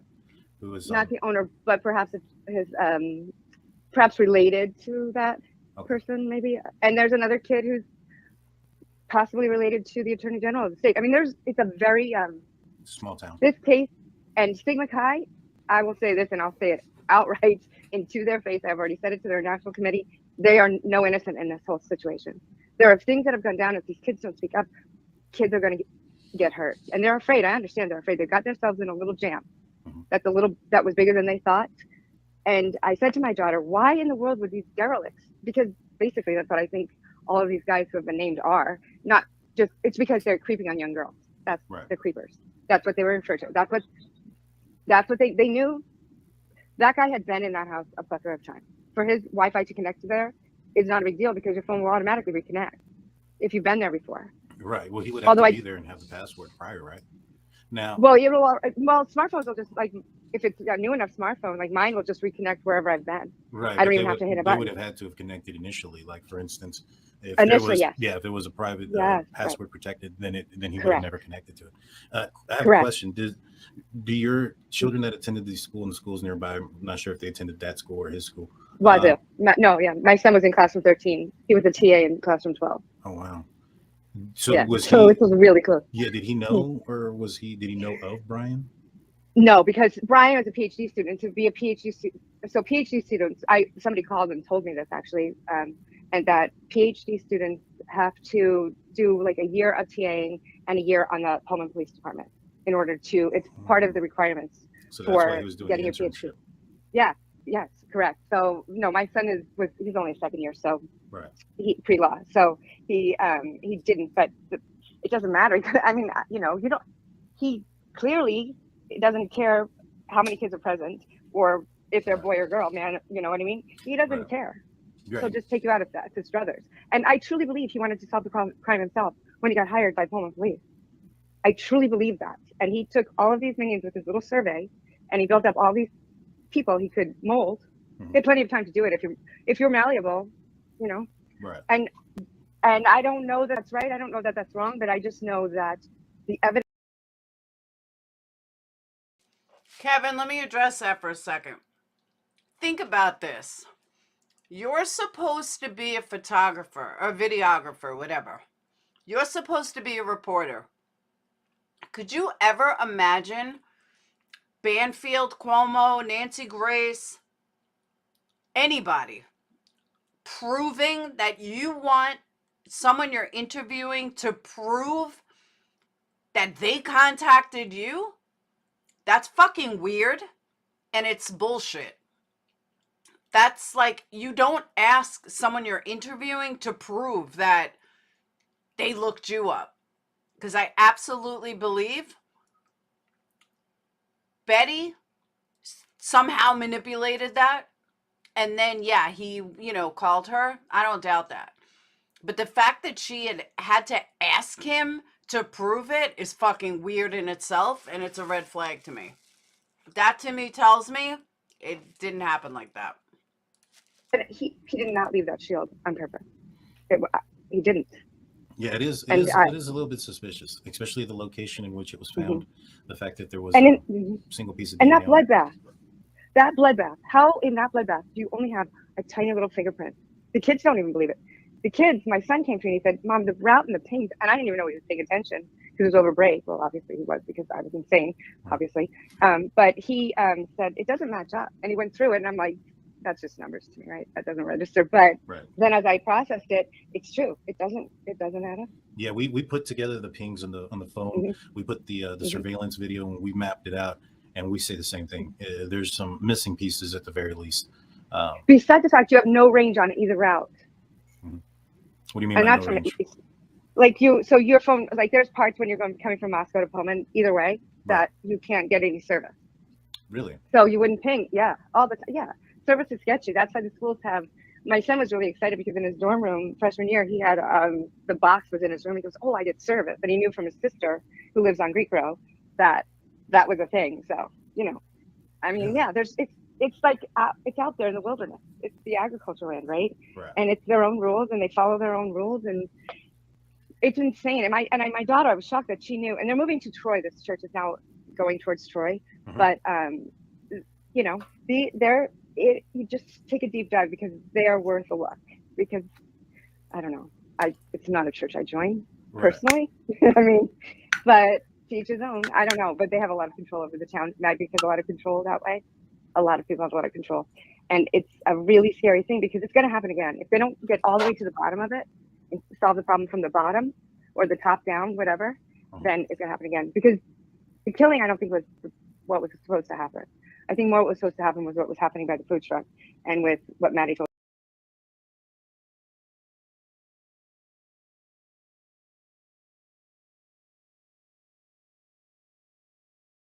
All right, guys, I need some crazy ass caller to call in who sounds like they're on speed to talk about the case, pretend that your kids go to school, and just go on rambling sentences. We need 150, 200,000 views for that.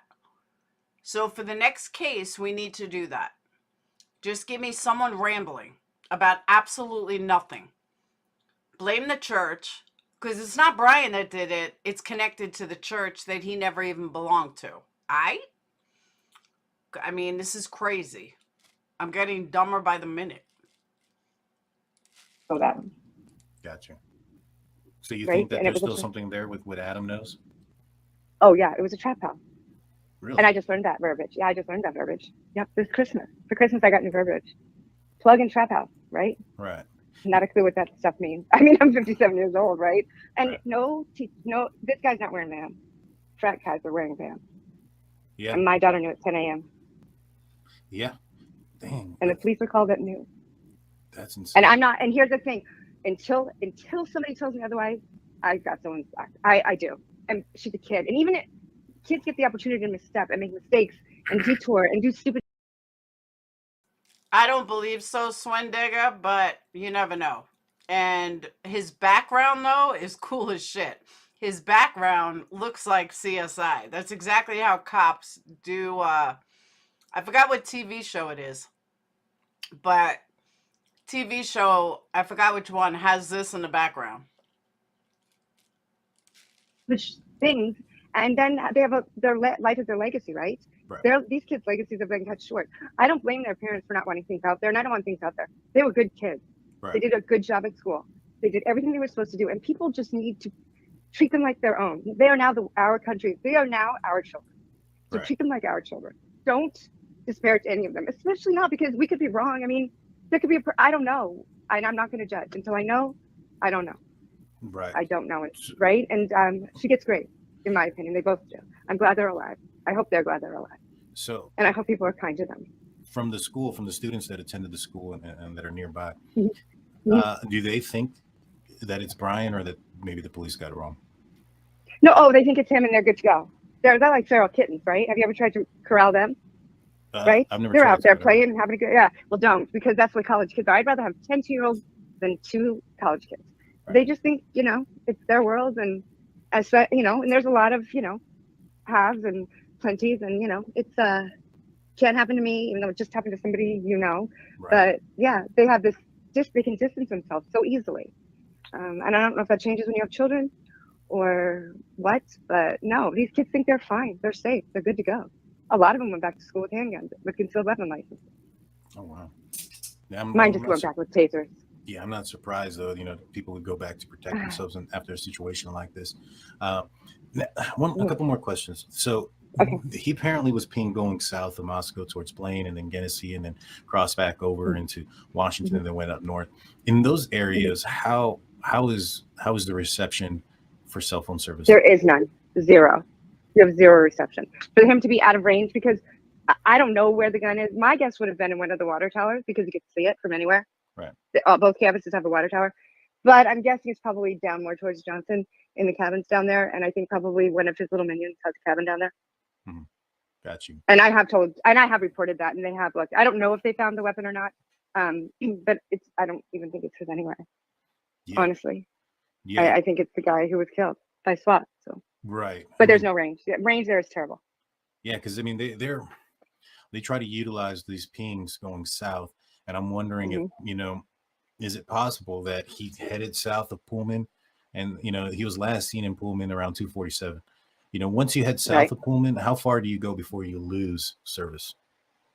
Oh, maybe 5 minutes. I'm honestly, because it's all, maybe 5 minutes.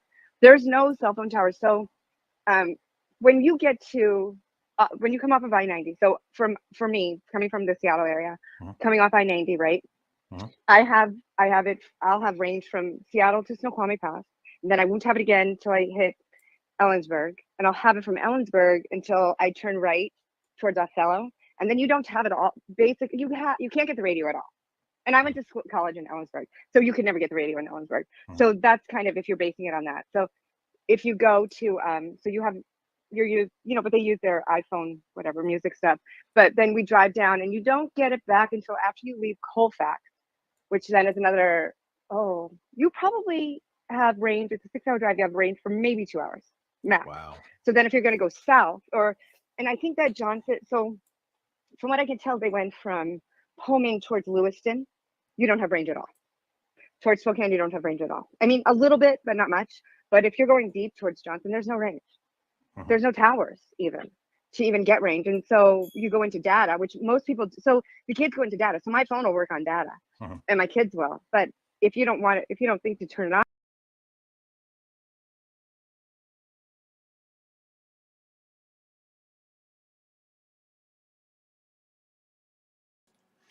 Okay, this is your cell phone service. You have Verizon, you have US Cellular. This is Ellensburg and surrounding. I don't know what the hell she's talking about that there's no cell service. That's a lot of cell service in a small area. Just saying. So, yeah, I'm not buying that. I don't know if she said gun and that's just how it came off. But in right outside of Ellensburg, there's 2 cell places. And these are all towers. The service going from Seattle to Spokane and to Pullman or even CDA, lots of breaks. She said I-90, I think, not 95. Yeah, I was looking for that map, Mickey. Yeah, hold on. Well.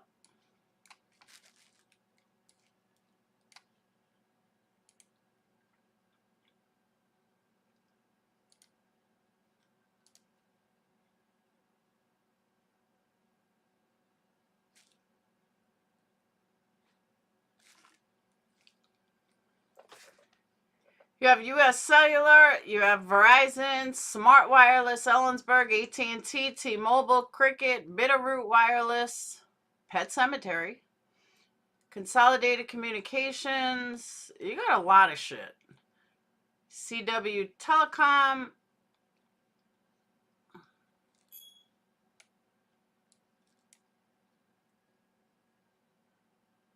I don't know what's this way.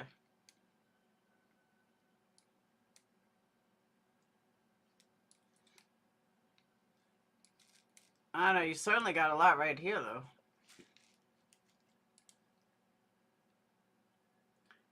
Cell tower is not too far from me. There's a stretch that is wood. Yeah, but she's making it sound like there's none.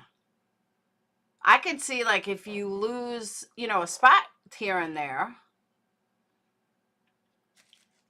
Oh, she's saying in the back roads? I don't know. I'm sorry, but she's offering nothing. Absolutely nothing. onto data, right? How can you, and I don't even know that there weren't 2 cars, because why did they change the year of the car? Because the year of the car that this guy was driving was in 2015. Yeah. There's 2 guys sitting in jail right now who stole a car in the Nampa area, Garden City area, which is a great part of Idaho. But I don't know what jail it would be or what county it is. And the only reason I know about the area is because my son plays basketball. And during COVID, Idaho is its own country. Let me just share that with you. They could play ball, right? We were supposed to go to Texas. We were supposed to go to LA. All the time we were canceled. We could always find a game in Moscow. We could always find a game in Idaho. So that's why I know that part of it. But I also know there's no range. Right. And so 2 kids. So I thought they were taken into custody somewhere around the 28th, and they were arrested on the 30th, but I don't know if that's still there, because all of a sudden stuff comes down. Like when that SWAT guy, so I got an alert on the 15th of December. This guy apparently on the 14th had gone into his student housing. Why a 38-year-old man is living with 2 students in kook housing with PTSD and works at U of I tech department is beyond me. I don't even understand that. I don't know who the students are or what the situation was, but it's kook housing, which is Washington State, what they call their housing department. So he was there and he held them at gunpoint and tried to kill them. He let them go. They cleared my So my son's dorm, they lived on the south side, cleared the south side, evacuated south side during finals week. Okay, from what I remember from Grizzly, because Grizzly did a whole live on this guy, and from what I remember, he didn't try to kill them. He just threatened to kill them, but he never tried to kill them. This one's saying she tried to kill him. And then wound up shooting him at whatever time it was. But we didn't get the alert until 3 o'clock. He started this at 8 o'clock on the 14th, and he died at 4 o'clock on the 15th. And we didn't get the alert until like 3:30 in the morning. And we got 3 other alerts after that the following 3 days, which had no follow-ups. And so then at one point, somebody had released, well, actually, I'm not sure if somebody had released it, to be honest with you, or if I had called somebody who was there that I knew was in media, and I said, what's going on, to go there, because there were kids in my son's building that he knew. And she told me that who he was. And then the next day, the story totally changed. Everything, his name, everything. But he, you know, I mean, and so when I spoke with and I have been spoken, I have the FBI. I'm liking Big Blue. Big Blue is sitting there going, this girl is so fucking high and so full of shit. I'm just going to sit here and listen. I like Big Blue. Has continued to contact us and asked us for my kids for more statements. And I said to the last officer, I think I was a little fresh. I feel bad, but I said, you're not giving me anything and you're telling everybody they're safe? No way. I'm not giving you another thing until you tell me my kids are safe. Until you tell me what is going on. And I don't. Big Blue, I'm feeling you, bro. I'm feeling you. I feel your facial expressions. Maybe that's unreasonable. And I don't need to know what's happening. I just need to know that it's covered. And I just think it's not. I think with everything in me that these kids are unsafe and somebody's going to get harmed again. Right. There's a lot of dead children. And it is about drugs. And I don't know where it's coming from. But that was a trap house and they were buying drugs. He was meth and Molly. And that's where it started. Yeah, no, yeah. I mean, everything that you're saying makes a lot of sense. And oh, damn, I never even thought of that, Swendigga. How did I miss that? How did I seriously miss that? Guys, her daughter was saying that she said that her daughter knew at 8 a.m., at 10 a.m. Well, how did that happen if the call to police didn't happen until 11:58? How's that happen? Think about that for a second. But you're a very good interviewer because you just got that completely out of me on the radio, right? Or YouTube, right? Yeah. Dude. Okay, well, I stand behind everything I say. And I will stand up in front of somebody. And I've told them that. Keep my kids safe. You know, she had brain surgery her senior year. She just wants a senior year somewhere. She's fine. Totally fine. She's finer than she should be. But, you know, we all have a story, right? We all have kids. And kids are out there without, you know. And it's, I don't know what to do. I don't even know. My fear is they're going to let them go because they don't have enough to keep them, or at least postpone.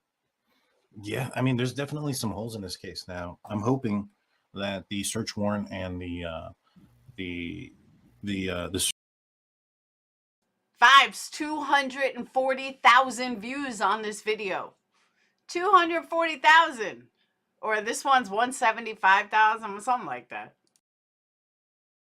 Search of the Elantra comes up with something that's more concrete, because I mean, to hear this, you know, I knew that this was a rural area. I knew that trying to. Okay, let me say this, Kevin. He showed the proof, or he just told you the proof? Because I could tell you the proof too. Doesn't make it true. When you show me shit, that's a different story. When you show me the proof, I gotcha. But I could say that I verified something too. Just because you verify that she may live there doesn't make it true. Or he could say that, I mean, from a personal perspective, these guys haven't been around long enough to take their word for things. That's just my opinion. If it was like Duty Ron that's been around for a long time, I get it. If it was, you know, I hate using her name, but 10 to Life, I get it. I could take their word. They've been around a long time. They put in their dues, I could say. But these guys are brand new. I want to see some proof. Don't just tell me, fucking show me. Show me the proof. But that's me. I know not everyone thinks like me. But I'm sorry, these guys are too new to just take their word for something. And they didn't even get 100 views before this case. But you gotta take their word for it? Come on. Relation of cell tower pins were going to be not the most reliable. There's, there's a statement in the probable cause affidavit that states that on the 14th that he, triggered or connected to a tower in Moscow, but they don't believe that he was there during that day. And so that kind of puts into question the reliability of all of the pings that are out there. And, you look at the direction of travel that he was traveling from the east to the west, yet Pullman's from west and he would have been traveling east. That doesn't make sense. You also look at the time frame from, he was at his house at 2:42, but 2 minutes later he was 2 miles away on video. Unless he was traveling 60 miles an hour through Pullman. That is exactly what my son said. And Pullman's a walking campus. Both of them are, right? The kids normally walk, right? Good point, Mike. You're right about that.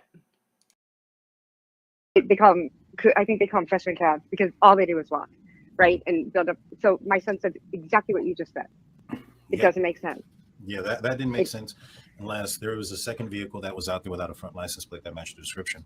And as far as when they came up with the vehicle being older or newer, they probably didn't figure that out until they came up with a suspect, because had they known about that or that possibility prior to coming up with a suspect, that would have been broadcasted to be on the lookout for.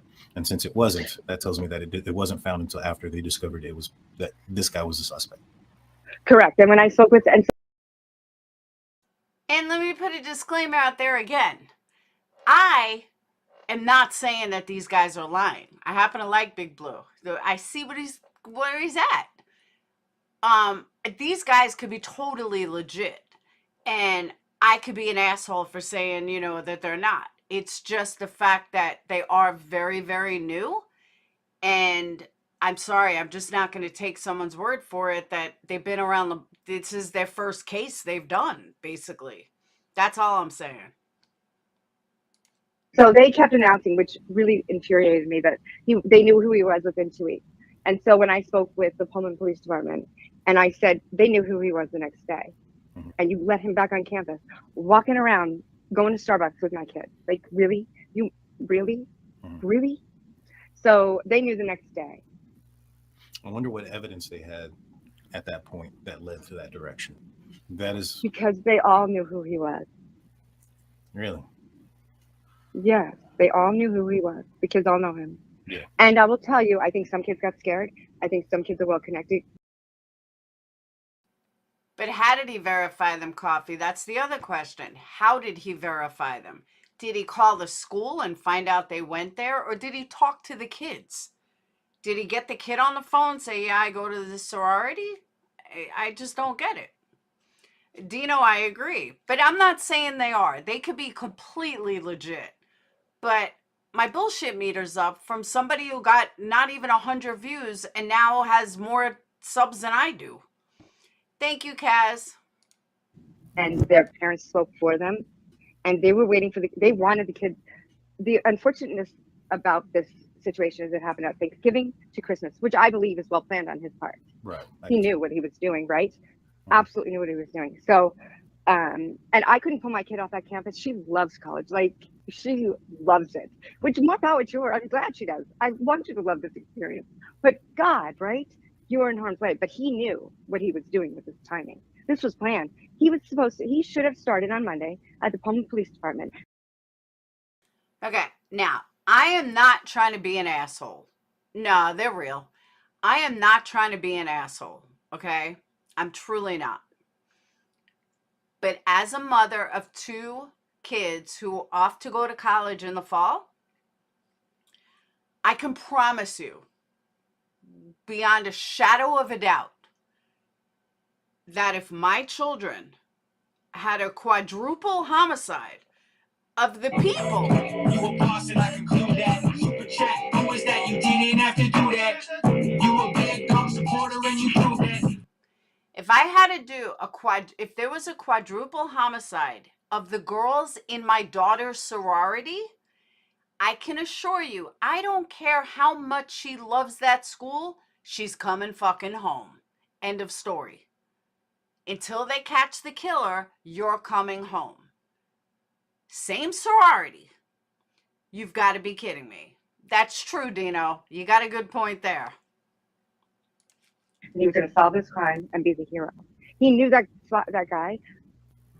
I truly believe, because his car was right outside of the coffee apartment house, that he was going to. He knew it was his knife. He touched the knife. He will say, I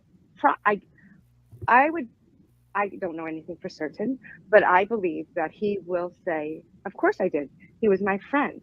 He showed me the knife. It was cool. Right. I looked at it. I touched it. There you go. There's that alibi. So, right.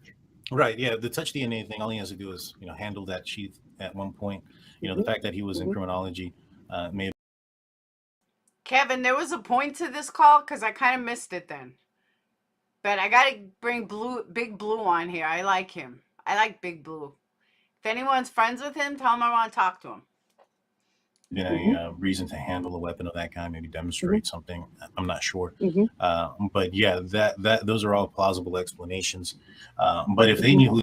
Oh, I thought you said her daughter went to Idaho. All right, now I'm all confused. He was the next day. It leads me to believe that there's something that pointed in that direction.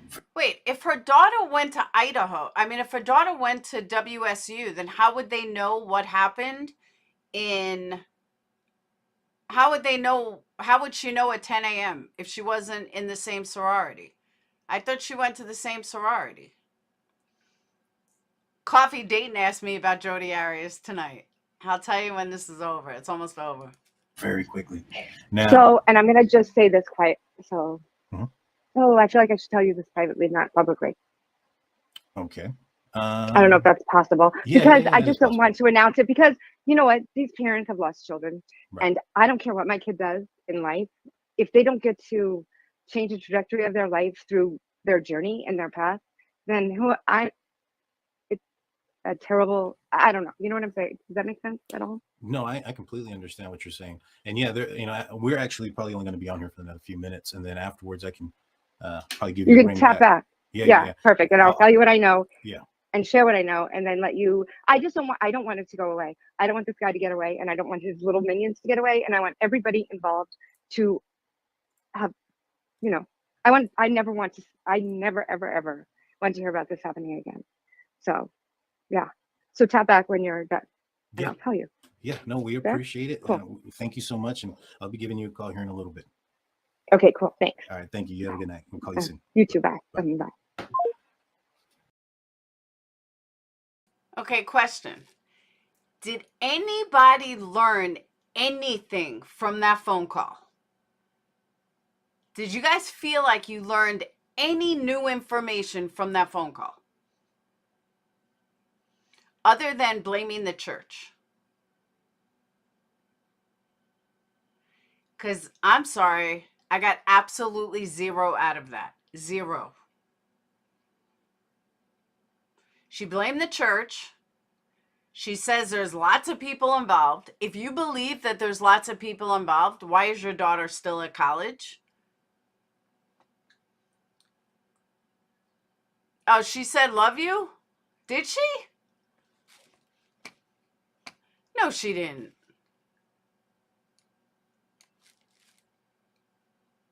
To change the trajectory of their life through their journey and their path, then it's a terrible, I don't know. You know what I'm saying? Does that make sense at all? No, I completely understand what you're saying. And yeah, we're actually probably only going to be on here for another few minutes. And then afterwards I can probably give you a ring tap back. Yeah. Perfect. And I'll tell you what I know. Yeah. And share what I know, and then let you. I don't want it to go away. I don't want this guy to get away, and I don't want his little minions to get away, and I want everybody involved to have. I never ever want to hear about this happening again. So, yeah. So tap back when you're done. And I'll tell you. Yeah. No, we appreciate it. Cool. Thank you so much, and I'll be giving you a call here in a little bit. Okay, cool. Thanks. All right. Thank you. You have a good night. We'll call you soon. You too. Bye. Bye. She did say love you, bye. That's a little weird. Just a bit. Sorry, not sorry, but that's a little weird. Because she said it like after. I like Big Blue. Alma, go get me Big Blue. Tell Big Blue I want to do a show with him. I like Big Blue. All right. Not that I don't like Daniel. I don't at all, but I mean, he seems cool. Yeah, but she said it after the fact. She said, all right, goodbye. And then she said, love you. Like, you know, you say to a boyfriend. So, yeah, a little weird.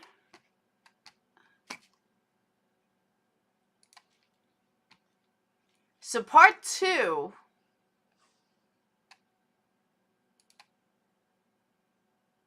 So part 2 is just him talking. Hey, everybody. Welcome back to the Drunk Turkey Show. I'm your host, Dan Longway, and it's all because of you guys that watch and comment. And we appreciate you. And so, thank you again. She was a little smoother than Pugs, just a bit. So we had a call come in the other day. We released that call, and a lot of questions and concerns have come out of it. Now, the person that called us in stated that she was, had a daughter and a son that attended WSU, and that they had friends and a roommate that were close to the situation. Now, all we released yesterday was the phone call that came in. There was certain validation that needed to be done in order for us to, one, to even put that video out, and two, to make a second video out. And we were able to do so. I also want to comment on the fact that I did speed up her audio. I sped up everybody's audio, or the entire call, just so that it was a little bit quicker. All right, I'm a little confused, though. Okay? Just a little confused.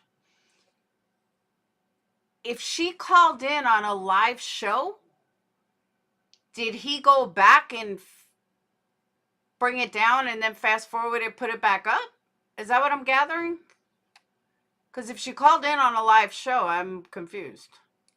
I apologize if it was too fast. She wasn't on anything. I saw the comments. It was sped up. I did put in the comment section, and I'll put it in again, the timestamp and the show that was the original call was on. But she called us. And Big Blue is just there for the cool factor. That's why Big Blue's there. He's just there to look cool. her name was Kim, and she had called a couple of times, so I called her back. She was from Washington State, and her last name looked familiar, as far as I believe I had seen it come up in this case before. So that was the main reason why I wanted to call her back. I noticed the proximity of where she was calling from, and then the last name. Now, what she had told me was that she had two students or children that were students at WSU. One was in law, one was taking a different major, and that the daughter. What do you mean Sage would call 111? Was a son, one was a daughter. The daughter had a roommate whose boyfriend is a, I don't want to say star athlete, but he is an athlete within one of the programs at the University of Idaho. I'm not going to put any names or anything like that because of the fact that some of these people still attend this school, and I don't want anybody going and attacking them for whatever it is that comes forward. And so what I was able to do and find was I was able to locate that athlete's social media page, trace who his girlfriend was, and trace who her friends were, and it all came back, it all aligned. Pullman, he was aware of the situation and that she had gotten information about the situation as Greek, and Greek is large. This is a small community.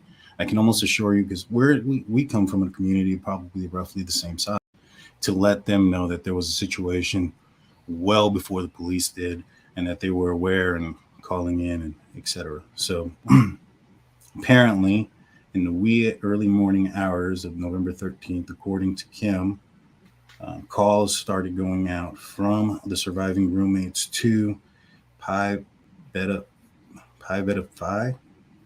Sorry if I broke that Close up. enough. Close enough. Yeah. And I apologize. We don't we didn't attend any universities too. This Greek stuff's a little bit new to me. So Pi Beta Phi, who was I believe Maddie's and I think one of the roommates sorority that they were associated with, that they got a call from the house, and those were the individuals that were called, summoned to the home for somebody that was unconscious on the second floor. According to Kim, this was a house that was known as a drug house, a place. Okay, two things I want to say about this. First thing I want to say is this part about the unknown, like there was somebody passed out. Okay, allegedly. That was, now it all depends who you listen to, because somebody said, I forgot who, because I hear so many different things, but somebody said that allegedly was the 911 operator, that somebody was passed out, that it was I think it was Mark Aragos or somebody, I think it was Cuomo's channel, that it was the 911 operator that made the mistake about someone being passed out. So that wouldn't be the friends. So that's lie number one. Second thing, I'm not trying to be an asshole. I'm really, truly not. So please don't think that I'm trying to be an asshole. And I'm saying this to Drunk Turkey Show. But if you care about the case and you care about the victims, why are you putting out that it could be a trap house? Who cares if they dealt drugs? They're fucking dead. They were murdered. Why is this chick even putting that out there? I don't know if it's true or not. Why are you putting it out there? That's something that should be kept quiet. They're dead. So they were, even if it was true, even if they are drug dealers, they're fucking dead. So, and they were brutally murdered. It's not worth clicks and views. I'm sorry, but it's not. Dylan passed out on rocks. That's not true, according to everything we heard. But why? Why would you put that out there? Even if it's true. They were brutally murdered. Just, those are things that don't need to be out there. I'm sorry, but they don't. And I don't think they were drug dealers either. I really don't. And like I said, unless they were like kingpins, they didn't have that many drugs in the house that, I mean, let's say the drugs were kept in fucking Xana's room. Did they walk over dead bodies? I mean, literally, did they walk over dead bodies to find the drugs in the drawers? Give me a fucking break. And if that's the case, they're fucking sicker than we thought in the first place. Is where you can go pick up drugs, specifically Molly, and that this was common knowledge. This wasn't something that was found out after the fact by her daughter. Her daughter stated that she was aware of that house being a party house, that house being a house where you can score some Molly or whatnot, and a house that was well known. Now, one thing I'll say about this house is that there was a lot of turnover there. There was a lot of students that were moving in and out. Kaylee and Madison, I'm not entirely sure how long they were living in that house, but from my understanding, I think this was their first semester there. Kevin, this is part 2. I'm listening.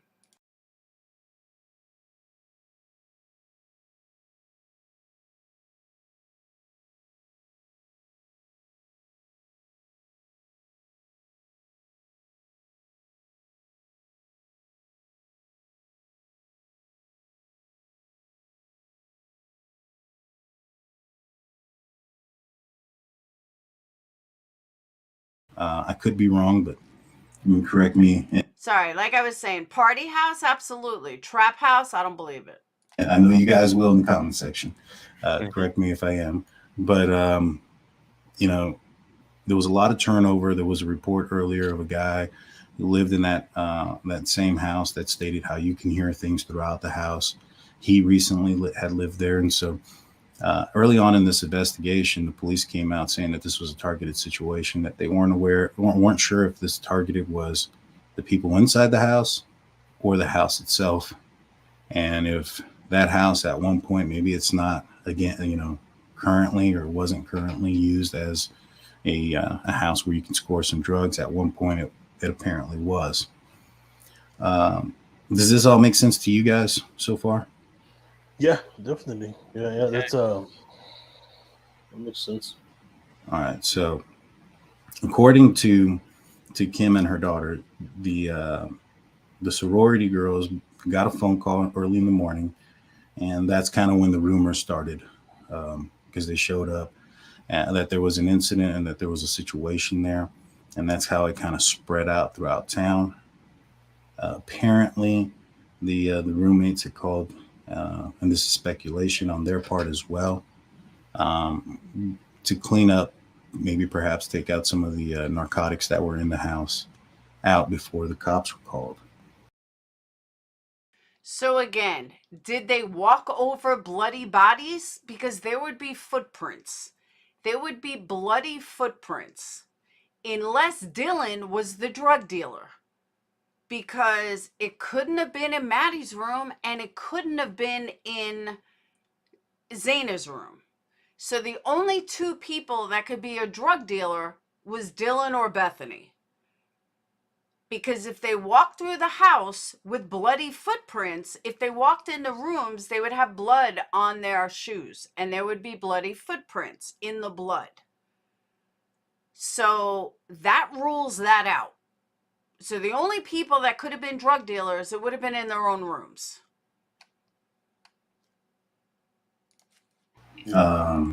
Is that what you guys gathered from her?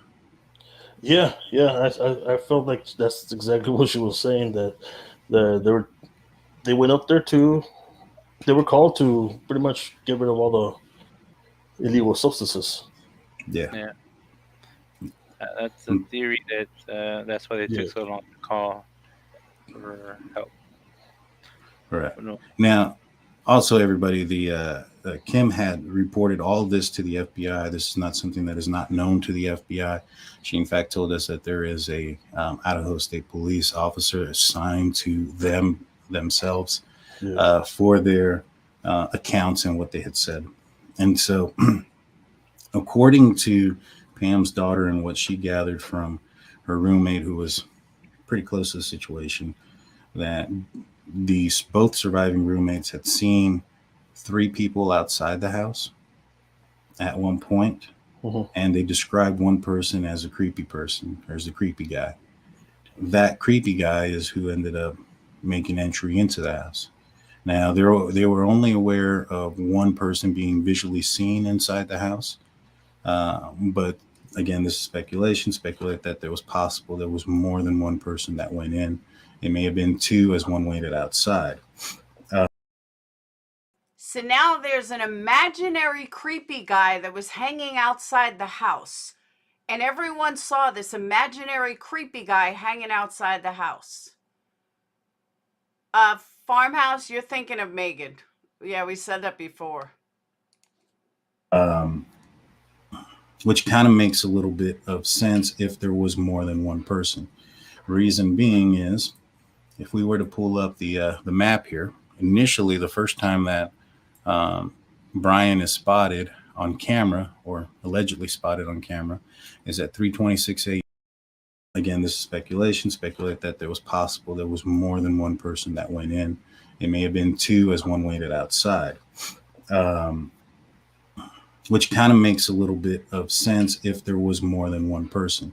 Reason being is, if we were to pull up the map here, initially the first time that Brian is spotted on camera, or allegedly spotted on camera, is at 3:26 a.m. traveling westbound on the 700 block of Indian Hills. This is west of the neighborhood in which the victims had resided in. I was curious as to why he would be going this direction so far out. He was seen going southbound and in and around Pullman around 247. Had he left and gone directly to this house here or this neighborhood, he should have gotten there probably around 310, 305, somewhere around there. And so there's about a 15, 20-minute window there that's unaccounted for. We questioned as to why he would be in this neighborhood. Perhaps he was picking somebody up that lived in this neighborhood. A lot of you guys in the comment section stated that if you're up here on this part of the street here, you have a pretty good view of the police department, which you do, right up here. Now, maybe perhaps that he came, stopped, wanted to see the activity that was coming out from the police department before he made his way out there. That's quite possible. I just find it odd as far as the time goes, because at 3:26 he's here. At 3:28, 2 minutes later, he's seen traveling. Okay, let me correct him. We don't know if he's there. His cell phone pings there, if I'm correct, right? Because they don't have him looking at the police station. That was somewhere different. They have his... Oh, wait, no, I think I'm wrong. Now I'm confused. Across the highway on Steiner towards the residence. And so he went from this address directly, and at 3:29 he spotted in front of the home. So he went from this address directly to the house out of this neighborhood. Now, does that give you enough time to stop, take a view of the police department, understand what's going on, know what's happening? Now, the other thing that I could possibly think of is maybe perhaps 3 o'clock, 3:30 is shift change. Maybe he's wanting to see if all the police officers are back in, knows he's probably got about a 20-minute window to do something, because that's roughly about the time that that shift change would take. Now, that's if their shift changes like at 4 in the morning, 3:30, who knows? But he's coming in from this direction versus, Washington coming in from this direction. Perhaps he dropped somebody off. The other thing is he was pinged at 4:48, about 10 minutes south of Moscow. So had he left here at 4:20 as indicated, as he was seen on Willensa Drive at a high rate of speed, he should have been around here around maybe 4:35. And so there's about a 13-minute window in which he's not seen. Now, perhaps maybe he was dropping somebody back off in this direction. All right, so you guys are all telling me to listen to part 2. He's not saying anything that hasn't been reported already. This has all been reported. From looking over the police station, it's all been reported. He's just repeating it. Speculation, that's not what she said. That's just kind of what we were coming up with based on the questions that we had from the probable cause affidavit as far as where this was located. Yeah. So she stated that they saw a creepy guy. The creepy guy went in, was in the house. The surviving roommates saw the creepy guy in the house, which all coordinates with the surviving roommates saw the creepy guy in the house. They're talking about Brian because Brian doesn't look creepy. That's another thing. Brian doesn't look creepy. Creepy is, believe me, I've seen people that look creepy. Jamie over here looks kind of creepy. Just saying. I like my big blue. But Jamie looks creepy. If I saw Jamie, I'd say he looks creepy. Brian didn't look creepy. Information that came out on the probable cause affidavit. Apparently, they were aware of this during, within a couple of days of this incident occurring. And so this leads me to believe that at least some of this information that they got was accurate. Now, I explained to her, just like I'm going to explain here, is that when you have a story that's passed on from one person to another, sometimes it has a tendency of that story getting bigger and bigger and more exaggerated. So there's a possibility a lot of the information that she had given us was exaggerated. However, there was a lot of truth in there, and a lot of things that we had heard before, such as the possibility of drugs being involved. And, you know, they knew and were aware that there was somebody inside the house and that they were seen before anybody else was aware of this. Do y'all have questions about that? Did I cover that up correctly? Yeah, yeah. But when you said about the stories going hand to hand, it's like the fish story, right? Yeah. It starts off this the fish, and then before you know it's 20 pounds. It just you know what I'm saying. So like if it'll be a different story, like I said before, if we were hearing it from the person that actually. See, here's my other question. So you pass by, you see somebody outside. You see somebody looks creepy outside your house. You don't call your buddies and say, "Dude, there's somebody creepy outside your house." Maybe that's why she was calling Jack 10 times. Maybe she was going to tell Jack there's somebody creepy outside. Who knows? Witness it, a little bit of a different story, but yeah, we gotta just at this point just take it as speculation. Right. Yeah, we can take it to speculation till the hearings start, and I wonder if the defensive prosecutor is going to call the roommates up to hear the truth. Yeah, I mean, there's one. Okay, Big Blue's voice does not go with his look. One thing about the probable cause affidavit is it really doesn't go into what Bethany's statements are. All it talks about is Dylan's statement, and the only statement that it says about Bethany is that that she was home and that the roommates were home and in their rooms by 4 a.m. That's basically the extent of what she had stated. As far as what they released, I'm sure there's more to it. Mm-hmm. Now, what she had stated was that Dylan had seen 3 people outside from the first floor and that she locked her room. If you remember, the probable cause affidavit had mentioned something about that she originally was in her second bedroom or on the second floor bedroom. We had questioned why the term originally was there. Like I said, some of this could be exaggerated in little bits and pieces, misconstrued. We have. Wait, she started calling. She started calling Jack a food truck. I was like, huh? I had a conversation with this lady for 2 hours the night of the phone call, and then we had another hour conversation.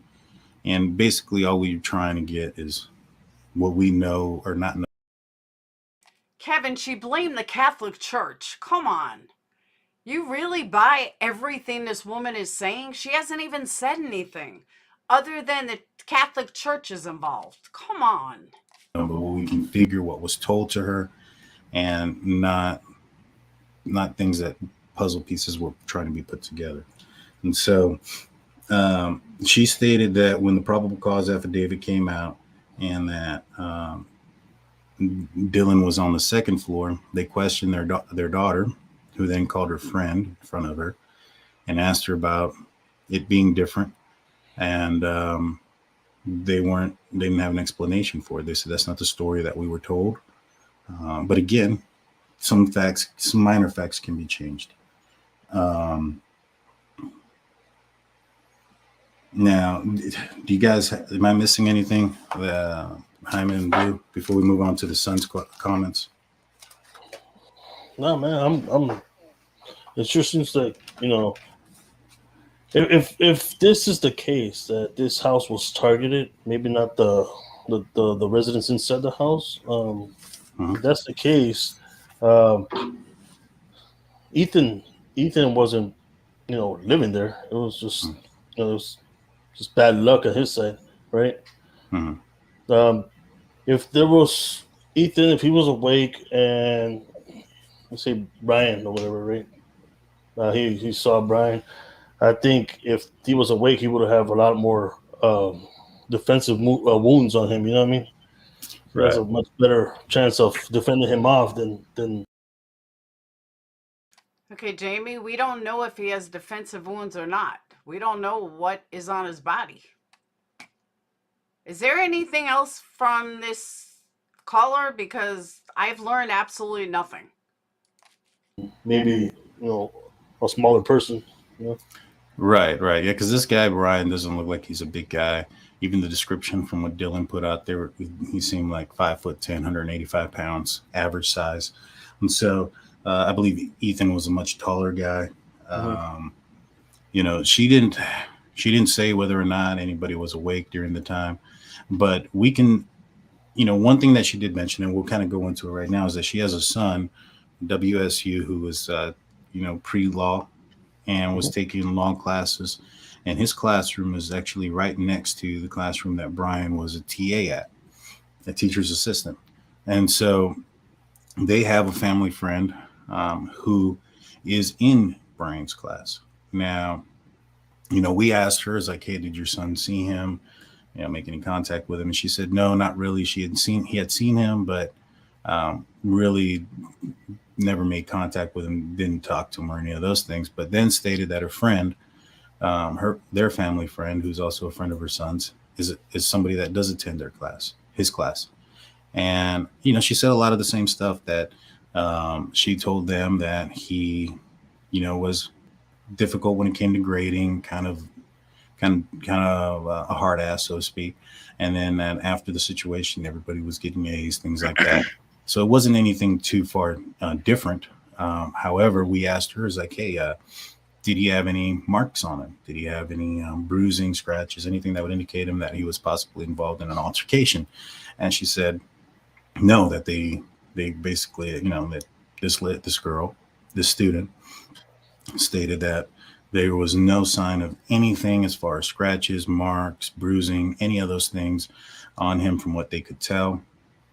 He also had a physical done a few days after the incident, right, where he went to a doctor, had his routine physical. If he was a second person in there, and Dylan did not describe him full of, she said she saw a dark figure with a mask. She didn't say that she saw somebody full of blood or any of those type of things. Is it possible that she saw Brian, but Brian perhaps was the second person in there and maybe not the person actually committing the assaults, but was there watching, documenting, doing, trying to understand. What the fuck is he talking about? Who went to the doctor? How does anybody know who went to the doctor? I'm so confused. I'm literally confused. But Brian perhaps was the second person in there and maybe not the person actually committing. What second person? There was only one fucking person in there. I'm lost. What second person is he talking about? There was no second person. There was one person. Oh, Brian went to the doctor. It's been on the news. Thank you. So it's nothing new. Like, she didn't give any information. The assaults, but was there watching, documenting, doing, trying to understand the commissioning of a crime as from a close point of view. What do you guys think? It's plausible because like at in the affidavit, she noticed that he had black clothing, mask, right, to cover his nose and mouth. Right, that's all it was described as. Oh, Rich, you know what? You're right. I forgot about that. This is Dateline, almost word for word. You're 100% right. Dateline or 2020. Because don't forget, 2020 had the real friends in there. And it was heartbreaking. If you guys didn't see it, I would check it out. It is literally heartbreaking. I mean, you have Xana's real friends and a lot of their real friends. And yeah, this is just a repeat. But she didn't notice a knife. She didn't notice, the blood. You wouldn't be able to notice blood that much with black clothing. You know what I mean? Right. I mean, that is, you have to really look at it. But yeah, when it's on black clothing, you can sometimes see it, but it looks more like black, like something smeared on it. Doesn't look like blood, right away. Yeah, so that could be possible that he he was in there just maybe Watching checking it out. Yeah, could be. Yeah, I mean, the caller has no doubt that Brian was involved, and it kind of answers some questions. If Gee, she's a genius. She has no doubt Brian's involved. Genius. I don't know what I would do without her intelligence. somebody else was involved with him, along with him, he made the statement about, did they arrest anybody else? In the recent documents that were released, they were asking about any co-defendants, things of that nature.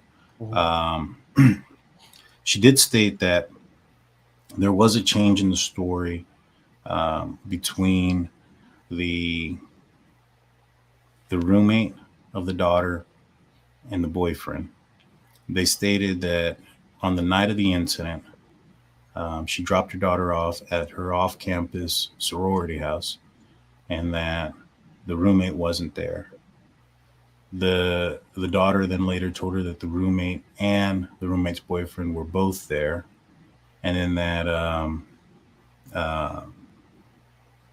I guess a week later or whatever, the statement changed that the roommate, the boyfriend of the roommate wasn't there, right? And so she dropped him off. She kind of rephrased that again. Mom dropped off daughter at her off-campus house. She knew the roommate. She'd been friends with the roommate, and I'm talking about the mom. And stated that when they go in. Dino, remind me when these guys are done. They're going to be done shortly. Remind me, and I'll give you the whole timeline in 5 seconds or less. There's not a lot to it. That's how little we've been given. You can do it literally in 2 minutes or less. No joke. Into town, they usually talk to her, whatever. She wasn't, to their knowledge, wasn't there. After the incident, her daughter had told her that both the roommate and the roommate's boyfriend were at her house and they spent the night there. It was later found out afterwards that the boyfriend's roommate wasn't there and he was back in Moscow at the time, possibly with JD. It's possibly that. And that mom, Kim, called the FBI and the police and let them know that, hey, my daughter's story has changed. She said first initially that the roommate and the boyfriend were there. And now she's saying she's not aware if the boyfriend was there. He could be back home. And they felt a little bit, I don't want to say suspicious of the boyfriend, but she didn't feel comfortable that his story had changed and that he knows apparently the sorority girls that were called to the house that morning. Right. And so she called the police with that information, and the police told her that a lot of stories had been changed and that there was a lot of lies that were going on and that they weren't surprised by that. If this place, and she had accused this place of being a possible place where you could score some narcotics. She mentioned a couple of other places that were both in Washington and in Moscow and Pullman, Washington, that were associated with possible narcotic activity. And so, I thought I should bring that aspect up as well. But for the most part, just to kind of wrap everything up. So Ashley, that time slot was in Olivia's video, which came before this video. So that's interesting. That's very interesting. So there's really nothing that this woman came out with that we don't know. Interesting.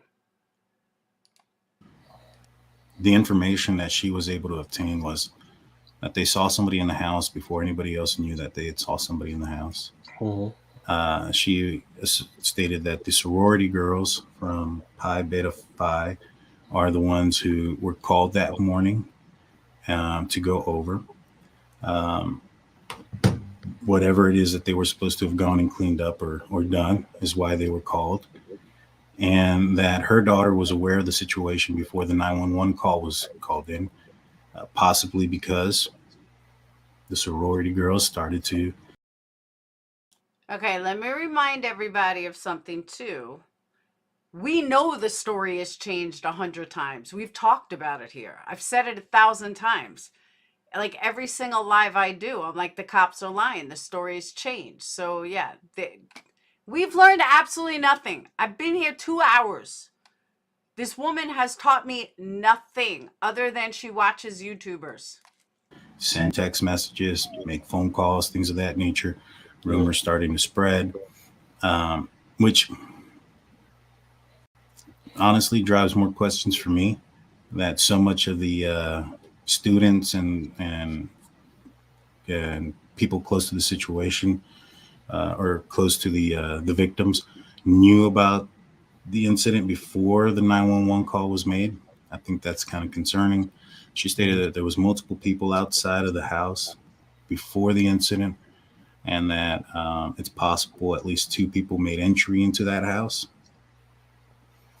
She stated that that her son and her son's friend, or their friend, who attend WSU in the law program, one of them was a student under Brian, and that he didn't have any visible marks shortly after the incident.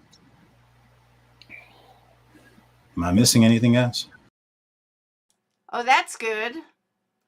So you kill 4 people, you murder 4 people, and yet you're saying publicly that he didn't have any marks on him.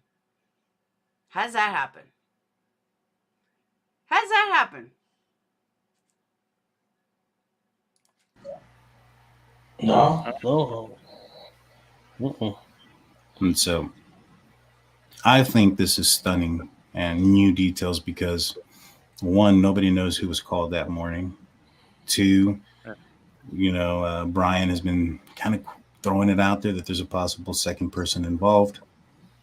And, we get an understanding of what was going on throughout the students there. I mean, when you have. Okay, let me make this clear. The police have stated clearly Brian is their only suspect. The police knew from day 1 who their suspect, not day 1, day 2, who their suspect was. Okay? Literally knew from day 2. Just because they didn't tell us, but legitimately they knew from day 2. She's told me how important it is to think logically and for myself. Yeah, right? So let me go through this timeline. This is the facts. Forget all the bullshit that you hear. Here are the facts. On November 13th, I don't even need a whiteboard. That's how little facts we know. On November 13th, at roughly between 3 and 5, and I say that because the original timeline. I'll go with the original timeline, between 3 and 5. But it's been narrowed down to between 4:05 and like 4:35 or 4:25. Someone walks into this house and horrifically murders 4 people in a couple of minutes, 15 minutes.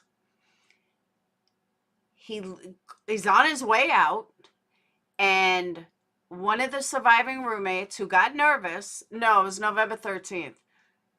One of the surviving roommates who got nervous opened the door a couple of times, and she saw this masked man walk towards her with a mask on, but she noticed bushy eyebrows. She froze so bad, but then she went to sleep. She allegedly wakes up at sometime in the morning, walks outside, and boom. She calls her friends, and then they call 911. But she was her heart was palpitating. She couldn't handle it, yada, yada, yada.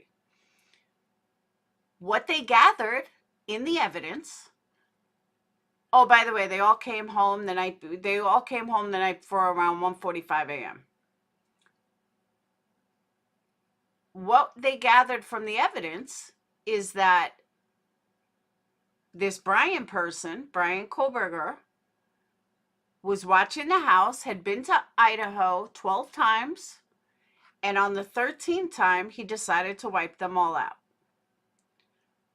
It's in the dark, so Brian looks like he could have bushy eyebrows. The FBI followed him. Made me almost pee because it's such bullshit. What? What's bullshit? I'm telling you how it is. So, these are the facts. Whether you like it or not, these are the facts. So, then, the police have the FBI chasing down Brian because they knew it was him from day one, because he left a whole bunch of evidence behind, including the sheath. So they traced his fingerprints. They followed him all the way to his home state, Pennsylvania. Pulled him over twice. And they matched his DNA that was on the sheath. They matched the DNA to his father's DNA because dumbass went to put garbage in his neighbor's yard. And that's how they found it was him. So they also believe that he was the only suspect. He's the only one whose, I guess, DNA they could not, they couldn't dispel or whatever. Everyone else, I guess, they figured out who it was. That's it. That's all the fucking facts we have. Everything else you hear is bullshit. Those are the facts. I know I missed a few, but like from the affidavit. I mean, it was 13 pages. I'm just giving you the straight up. That's it. That's it. There's no more facts. That's all we know. Everything else is rumors. Oh, one more thing. The cops will not release any information. All these alleged leaks, not coming from the police. You did say everything she's saying weeks ago. She's just basically a validation of what you called.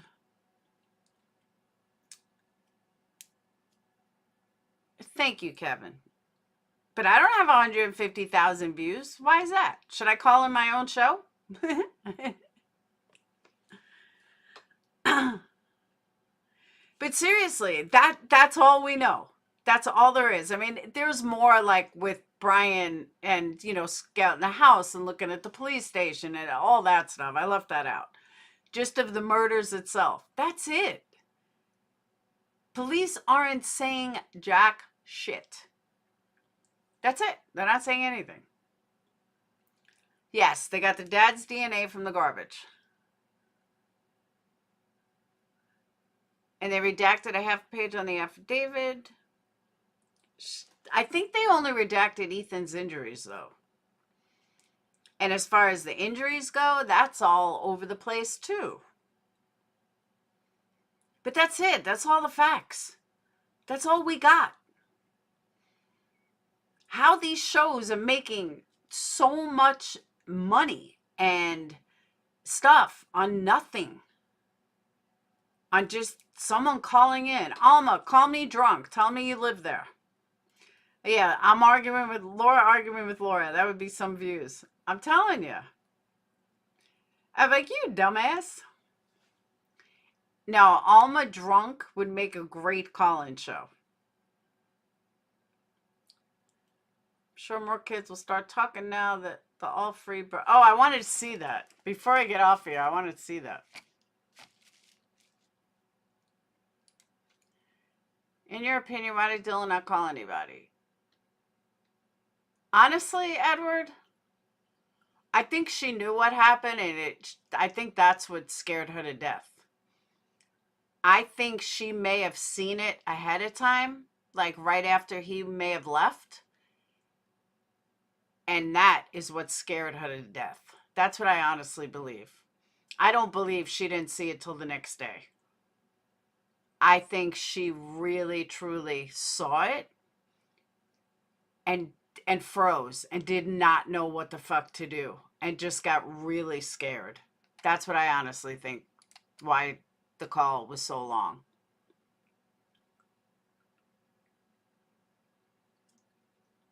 because they use genealogy. They didn't, Brian wasn't in a database. They had to use a genealogy. That's why.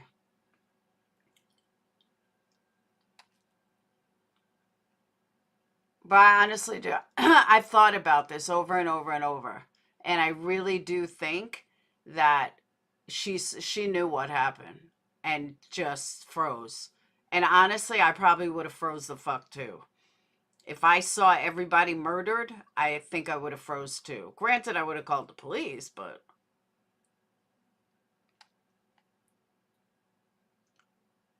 Said she had a bad nightmare, like cut it enough with the bullet. Yeah, I agree.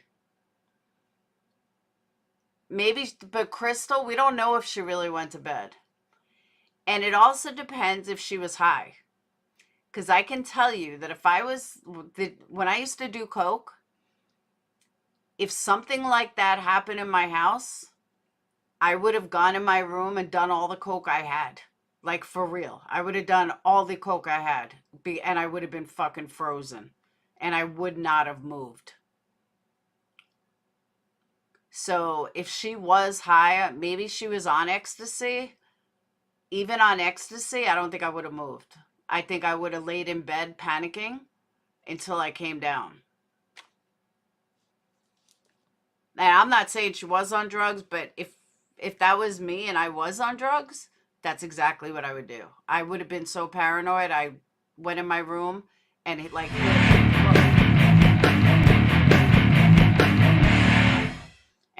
under my blankets. So that's what I'm saying. We don't know if she really passed out. We don't know if she was really sleeping. I'm telling you, I've done a lot of thought in this. We don't know if she was really sleeping. She could have been, like, said she fell asleep, but she really didn't.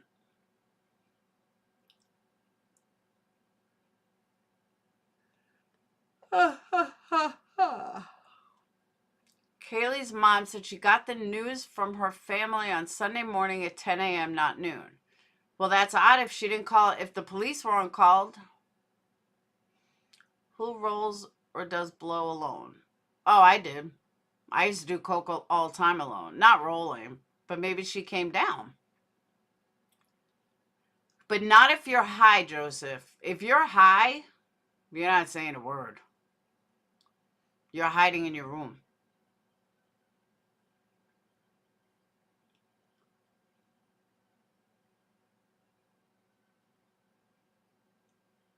See, Wild Dog said I got carjacked by gunpoint, never called the cops.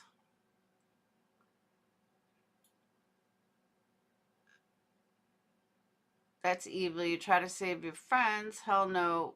We've all been on drugs. I wouldn't let none of my friends. Yeah, but I'm saying we don't know. She could have looked outside after the guy left. She could have peeked in what's his name's room. She could have peeked in Xana's room and realized what happened and was so fucked up that she ran in her room and just hid under her blankets for hours. And then went back out when she sobered up to see if what she saw was real. That's what I'm saying. I don't believe she fell asleep. I think that part's a lie. Nobody sees an intruder and just goes to bed. Sorry. Not gonna happen. Coke could make you invisible. Sometimes. Not when you get the paranoid stage, though. Or maybe she thought she saw a guy with bushy eyebrows. I don't know. But I do think maybe it was drug-induced. Oh, you think... See, but Tatum, I said that too originally. That somehow maybe the cops are lying. Maybe she actually did call the cops right away, but the cops didn't want to tell us she called right away based on this killer still being out there. I said that weeks ago. But what I wanted to look at, hold on. No, because if she would have called...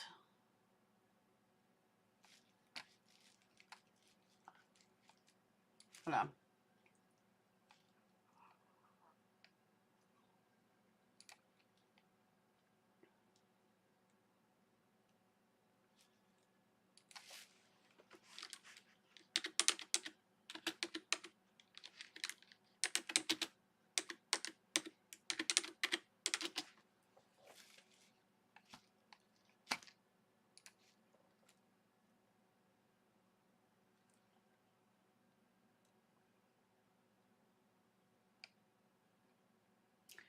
What is the Free Brian? Oh, there it is. Free Brian Community Service, a cry out to pinpoint the unjust treatment of my little brother Brian while being in prison. Somehow I don't think that's him.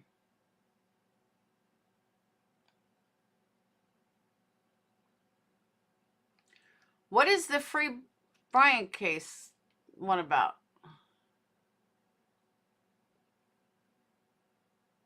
I can't find it.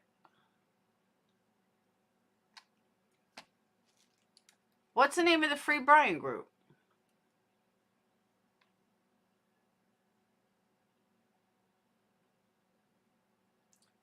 Why the cops wait so long to... No, check this out. All right. This was my theory a couple of weeks ago, and I'm going to say it again. The suspect was still on the loose. All right. They didn't know at that day who the suspect was. They knew that Dylan had seen him.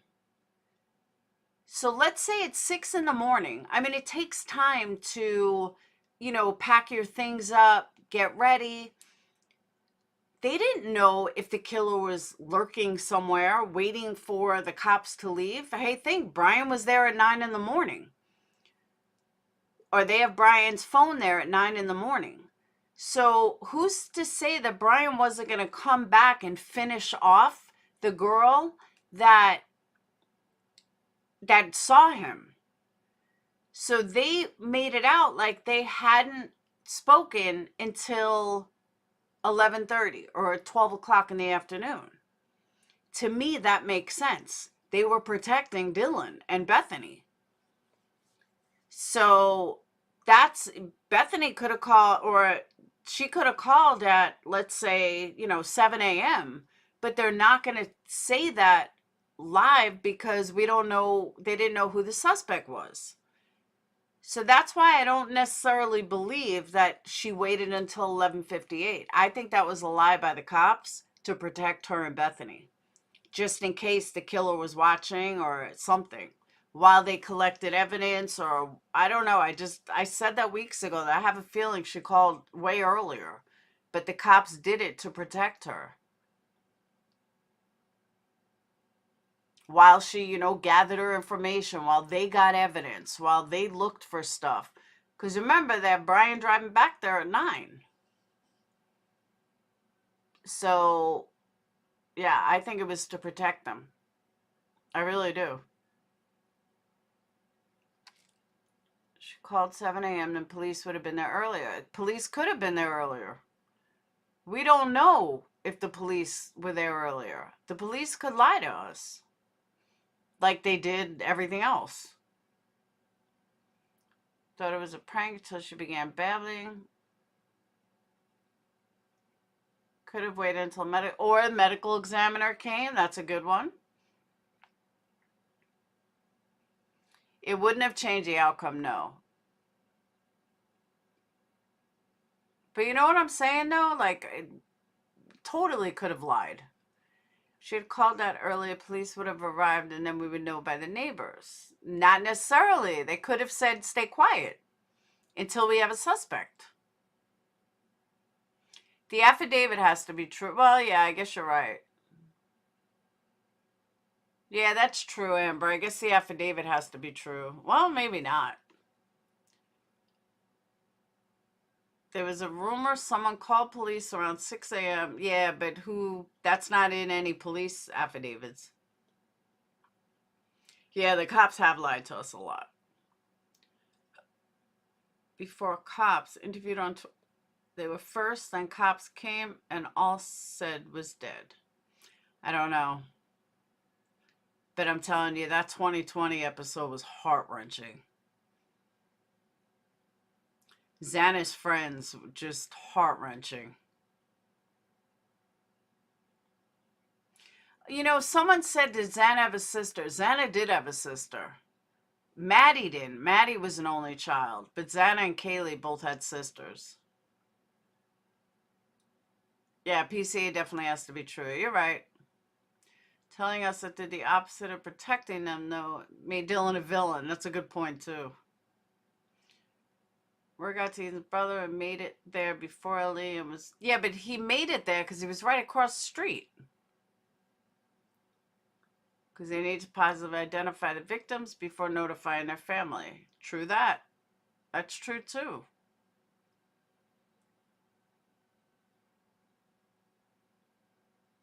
Oh, it's not on Facebook, it's on Reddit?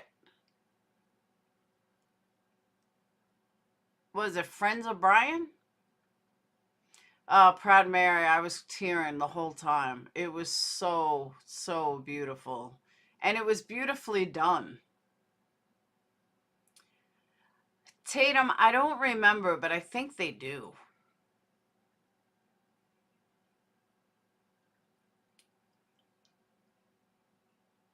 Penalty per, yeah, you're right.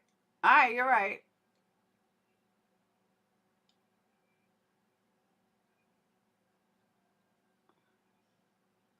You are right, though. They do have to tell the truth in the affidavit. You can't lie in the affidavit. There are sworn statements. You're right.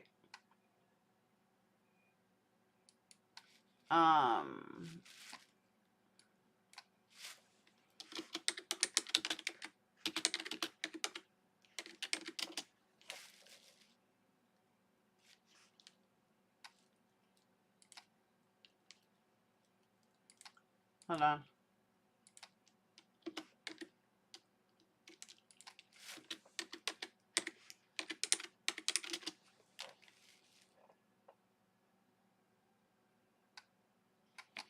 Here's one.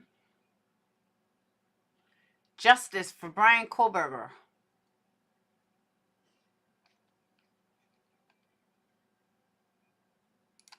Join group.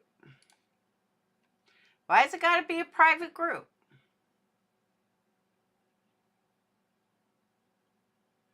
It's not about whether you are innocent or guilty. It's about whether or not you can prove you're innocent. If you can't prove you're innocent, then you're considered guilty. It's been flipped. Now it's guilty until proven innocent. That is true. All right, I joined this group, so I'll be able to tell you guys what's going on in it.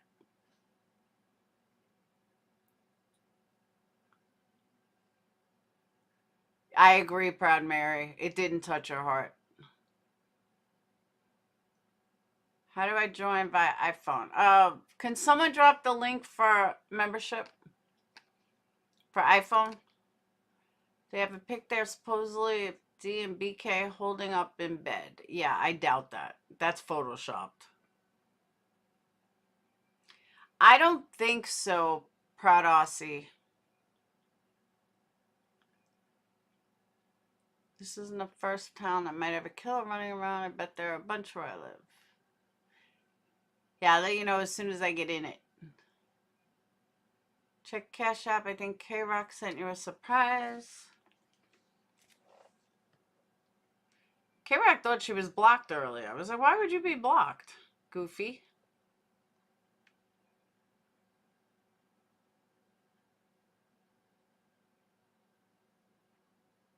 Yep. Thank you, K-Rocks.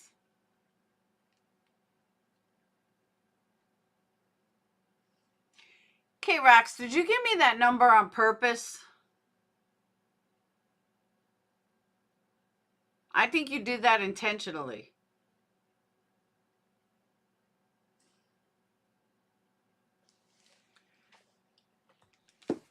Did she do that intentionally? Let's just say there's lots of ones and twos. K-Rex, did you send that amount purposely? Because that's kind of freaky. Yeah, you gave me, or it transferred to 1222. That's kind of freaky, especially if you didn't do it on purpose.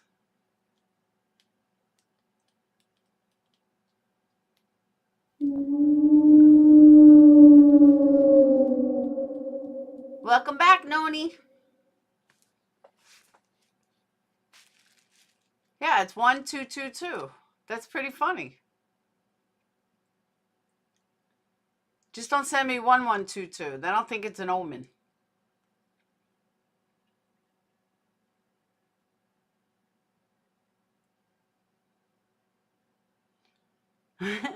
I know, right?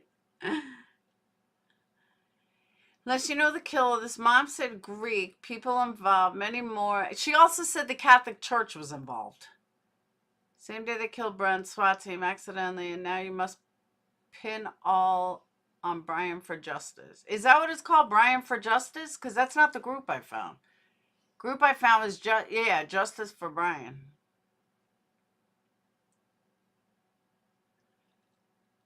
Is an angle number? Oh, angel number.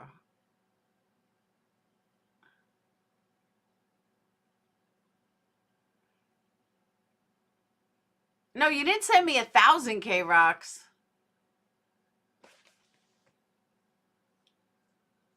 No, I didn't think you sent me 1,000.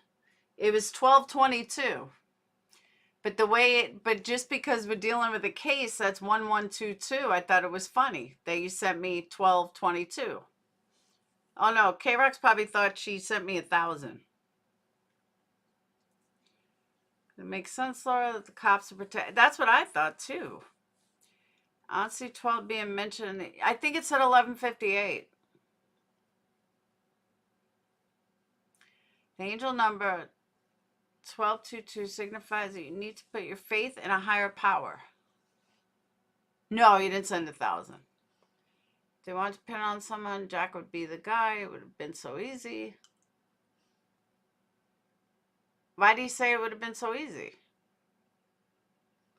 All right, not the Catholic Church, a freaky church there in Moscow that just got popped with the kiddie porn and other weird crap. Yeah, but there's no reason for them to kill 4 people. I mean, honestly, at this point, from what we know, I think Brian did it alone. At first I thought maybe someone was there, but honestly, unless there's someone walking around, but if there was someone walking around else, someone else would be dead already.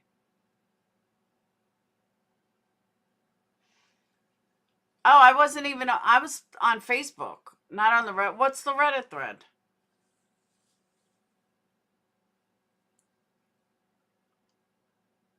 Motive is DNA everywhere. I agree.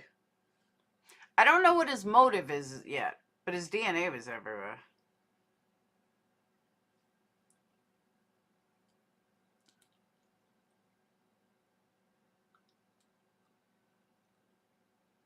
That's true. It would have been easier to put it on Jack than Brian. I don't think that church is a Catholic church. It says Reformed Evangelist, maybe Mormon. No, but Phil, what's the Reddit post? Someone said it before and I forgot. I can't believe it's 3 o'clock in the morning and I'm like wide awake. Friends of Brian. All right, hold on. Friends of Brian. Reddit.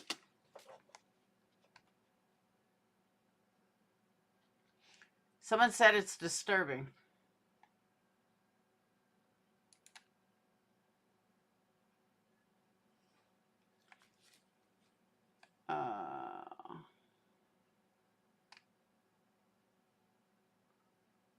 They did the same thing with Gabby Petito. All right, hold on. Come over here.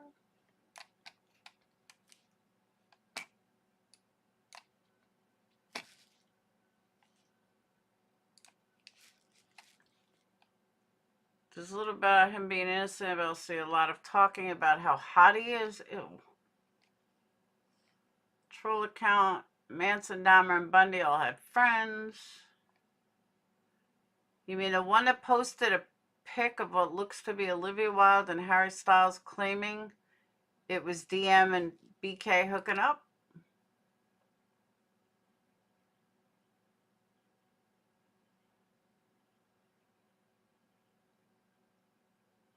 Okay, so they're saying that's Harry Styles and what's her name?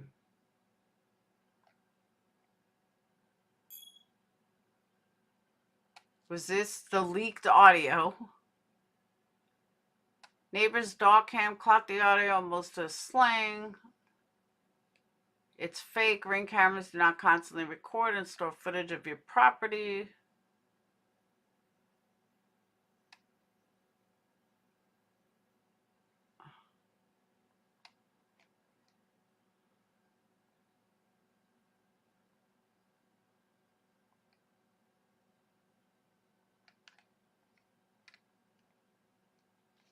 All right.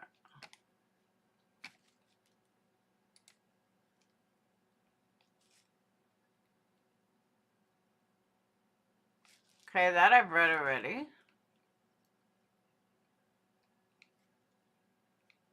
The strong towers in Moscow. Tower cell range, signal strength and frequency. Not buying a video of a white sedan all over town pointing to Brian being guilty.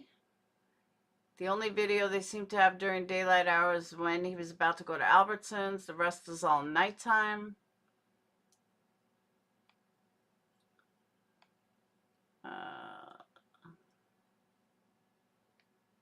Fully difference in those cars. All right, by the way, Brian did not have visual snow, just so you know. So that's another thing I want to discuss. I mean, it's too late now, but Brian did not have visual snow. How do I know this? I did some research on if he really did have visual snow. Is it something you grow out of? Is it something that he would be able to, you know, be as far as he is in school? Visual snow will stop you from reading. And everything that I found in it, he definitely did not have visual snow, which goes back to, I think he's a liar. I mean that he set that up because he was thinking about this many, many years ago. BKB equals 2, alphabet 11. What? See, there you go, Daniel. Yeah, it was total bullshit. Still waiting for his side of the story. I agree with that too.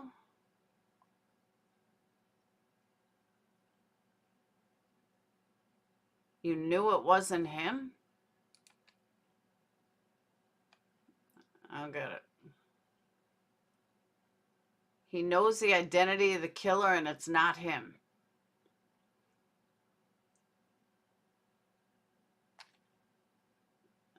Sure he does. Let me guess. It's a security guard.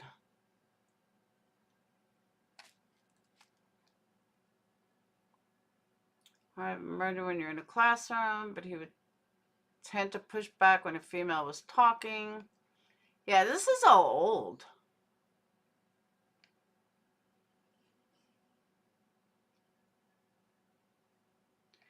Roommates have blood in their hands, not buying the in shock BS. They knew and did nothing. Steve Gonsalves finally gives us confirmation. He didn't give confirmation of shit.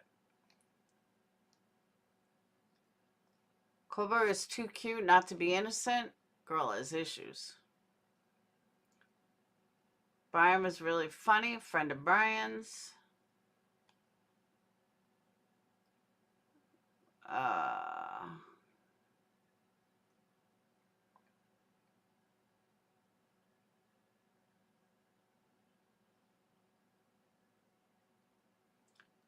So D was the push to get Kay back to the apartment. They keep saying that they think Kay was the target because she was a victim of overkill. Alrighty. Oh my God.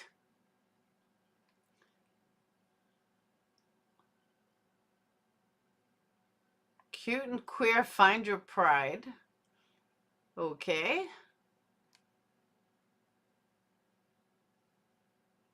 Why did Brian's father drive back with him? Because it's his son and he was taking a long ride.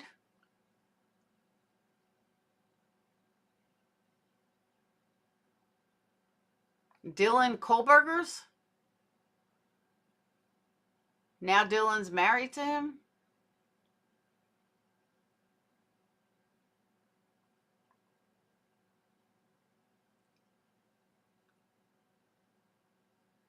The criminal law office in Moscow is on fire?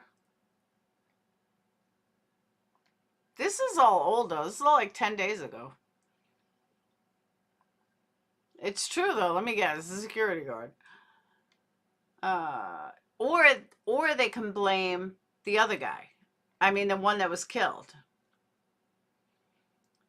He looks like a fun guy. No, he looks like a fucking child molester. Just saying. Advocating as a Brian must always find justice for this absolute dime. Your Honor, these tarot readings show Brian is guilty.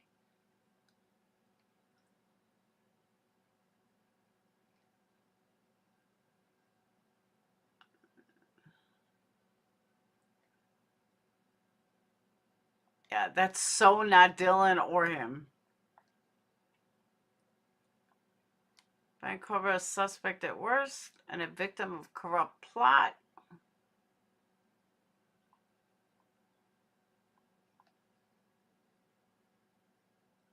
Shove your head up your ass and suffocate yourself. That's not nice. I don't understand. All this stuff is like 10 days old.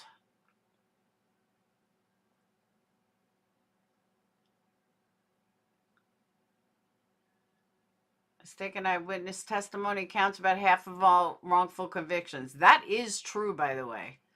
That is totally true.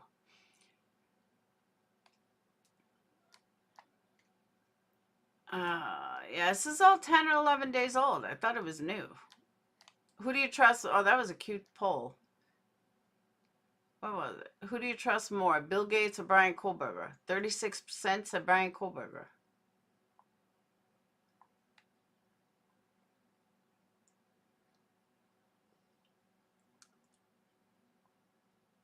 Apparently being arrested on suspicion of a grizzly means no cuffs in court. That's true. Why wasn't he wearing cuffs?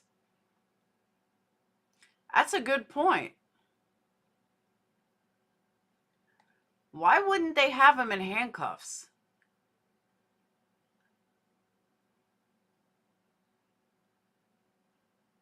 That's a great point. When do you ever see a suspect not in handcuffs for quadruple homicide? That's interesting. I didn't even catch that.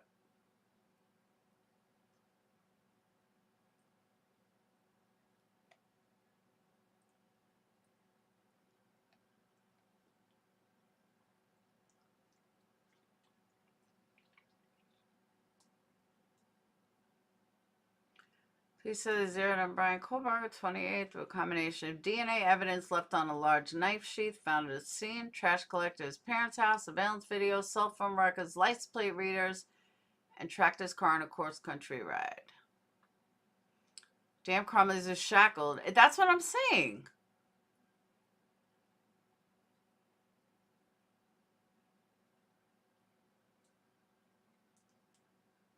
But that is weird, though. I've seen, like, people that did a lot less that are shackled.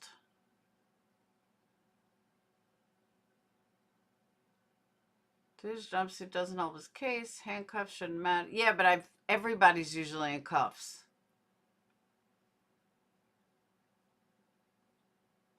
No. Told Emily D. Baker that Brian had his legs shackled. Still, his hands weren't.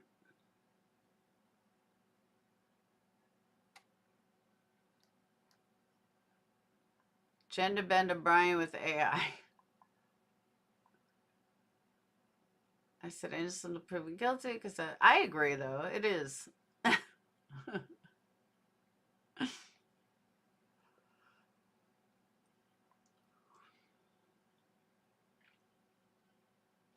I agree with this statement, by the way. I don't argue this. It's 100% right. That you would think Brian had already been convicted based on the news. Chances are pretty high that he's a perpetrator, but the media circus is scary and outlines a trial by media. Guilty until proven innocent mentality society has adopted. 100% agree with that statement.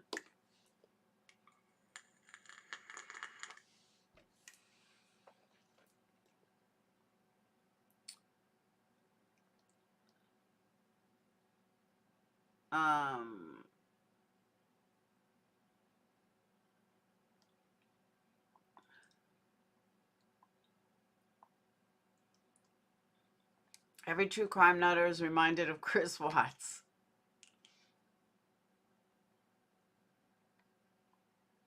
I agree with this. If you're a critical thinker, an arrest and some leaked evidence should not be enough to convince you that someone is criminal. I totally agree. Is Brian vaccinated?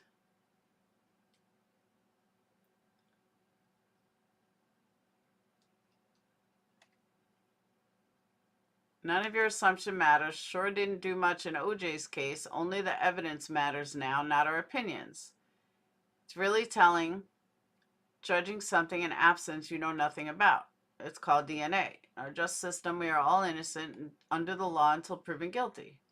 They're right, though. I can't argue with it.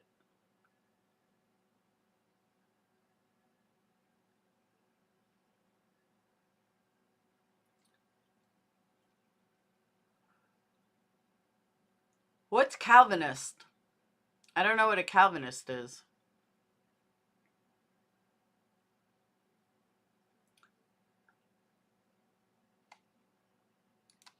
I know, right, J. Lord? They certainly did. All right, so Twitter, Brian Kohlberger is innocent. Oh, it's locked. How did they have 0 tweets? All right, let me try that. Hold on.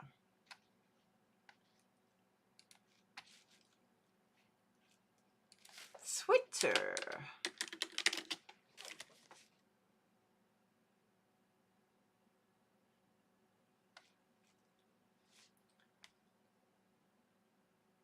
All right. Brian Kohlberger is innocent.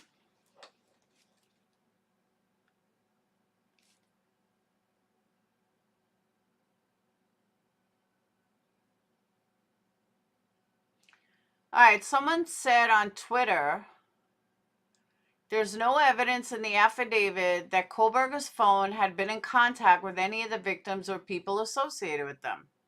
That is true.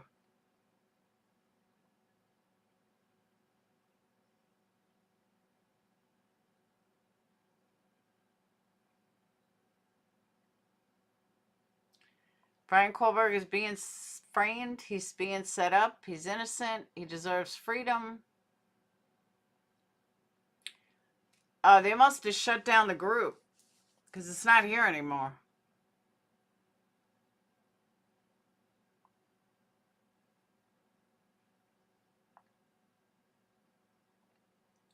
It's like blocked out.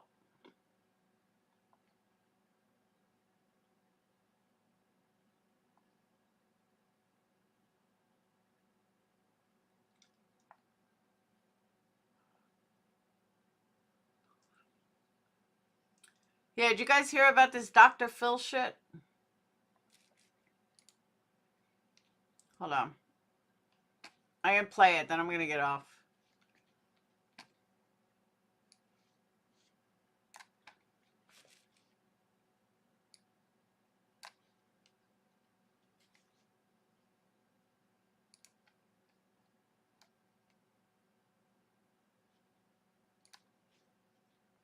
So all these steps that he asked these criminals in the survey, he seems to have duplicated in the affidavit, according to law enforcement. And frankly, so if that's the case, if this is a successful prosecution, what are we looking at? A sick social experiment? I think part of it is he's wanting to live vicariously through it. And part of it is he's wanting to know what to expect because I don't have normal emotions, and I don't want to panic. I need to know what to expect. Fox News played it. How come they could play it? What do you mean? What happened?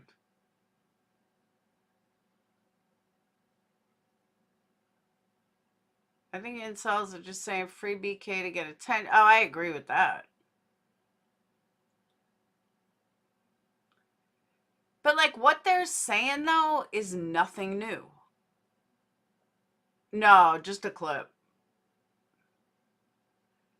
But the social experiment, we've talked about this like a month ago. It took Dr. Phil till today to get that? Come on, dude. Get with the times. What to think? That's odd. Well, He's asking odd questions. The word goal stands out to me too. Yeah.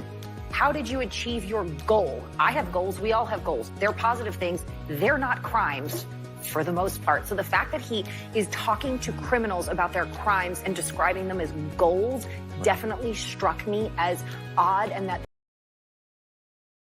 It struck you so odd that you didn't bother calling the police? I know, I've gotten struck by Dr. Phil, but I'm not playing Dr. Phil. I'm playing Fox News. So nah. But yeah, these people are geniuses. Absolute geniuses.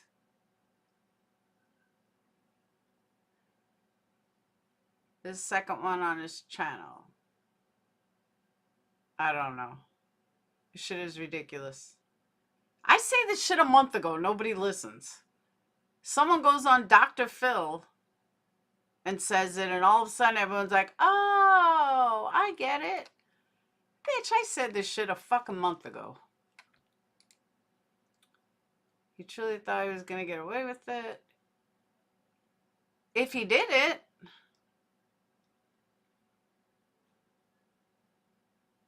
I mean, I'm not saying he didn't, but I'm not saying he did. Seriously, I mean, honestly, though, all bullshit aside, all the shit that we've heard, you guys have heard me say a month ago, 6 weeks ago, 7 weeks ago. I want to hear something I don't know. So I'm telling you, I am going to start clickbaiting. I'm going to find, Goldie's going to call in. And she's going to pretend something. Give me a good, decent horror thriller suspense film. Yes, I just watched one on, it's called You're Next on Peacock. It is gory, but it is good. I was like, whoa, this is good. It's called You're Next. I mean, there's parts that just make you cringe. They like, whoa. Dare Me? I never heard that one. But I'm telling you, You're Next.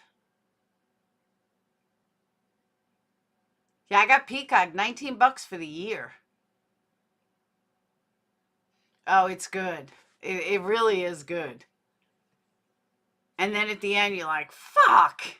I'm telling you, it's really good. It was like one of those surprisingly good. Like, I didn't think it was going to be that good. It was creepy. And it was like, I didn't expect that. Exactly. Anything can change during trial. Totally agree with that.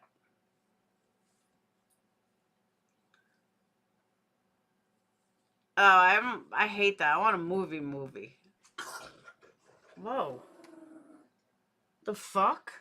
Dog just scared the shit out of me. Yeah, I'm telling, I didn't expect it at all. I was like, that was a different ending than what I expected.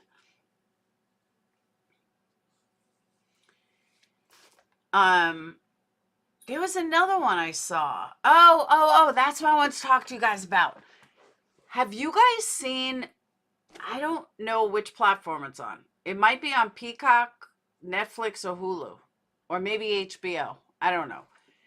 But it was about that girl, Jessica? No, Jessina. Fuck, what's her name? Hold on.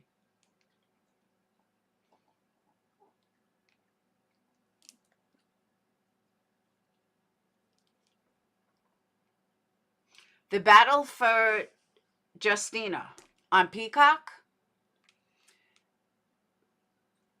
It was good. And it's a true story. It's a documentary. And I can't believe everything this poor girl went through. Yeah, it was Black Friday sale. But if you want to watch a pretty deep documentary, The Battle for Justina on Peacock. It was really good. Sad, too. No, not Jalissa. Justina. And Anonymous, I didn't know this, but Anonymous had fucking hacked into Boston Hospital's system and knocked them out for like a week. It cost them over $300,000. And it was all over this little girl. The guy went to jail for like 10 years. I haven't watched the end yet, so I don't know. But it's a documentary. It's a 4-part series. The one I'm talking about right now is a 4-part series. The other one was a movie. Then, do you have Peacock, Lex? If you have Peacock, then you got to watch You're Next. It was excellent. Yeah, it was $19 for the whole year. So, all right, it's 3:13 in the morning. I am heading out. You guys better hit that thumb up on the way out. Don't forget, Valentine's candles coming very soon on the website. I just made more Love Spell. And they're going to be wrapped all pretty. And I can get that on Kodi. I was going to watch it. I have it on Kodi. But it's just a shitty version.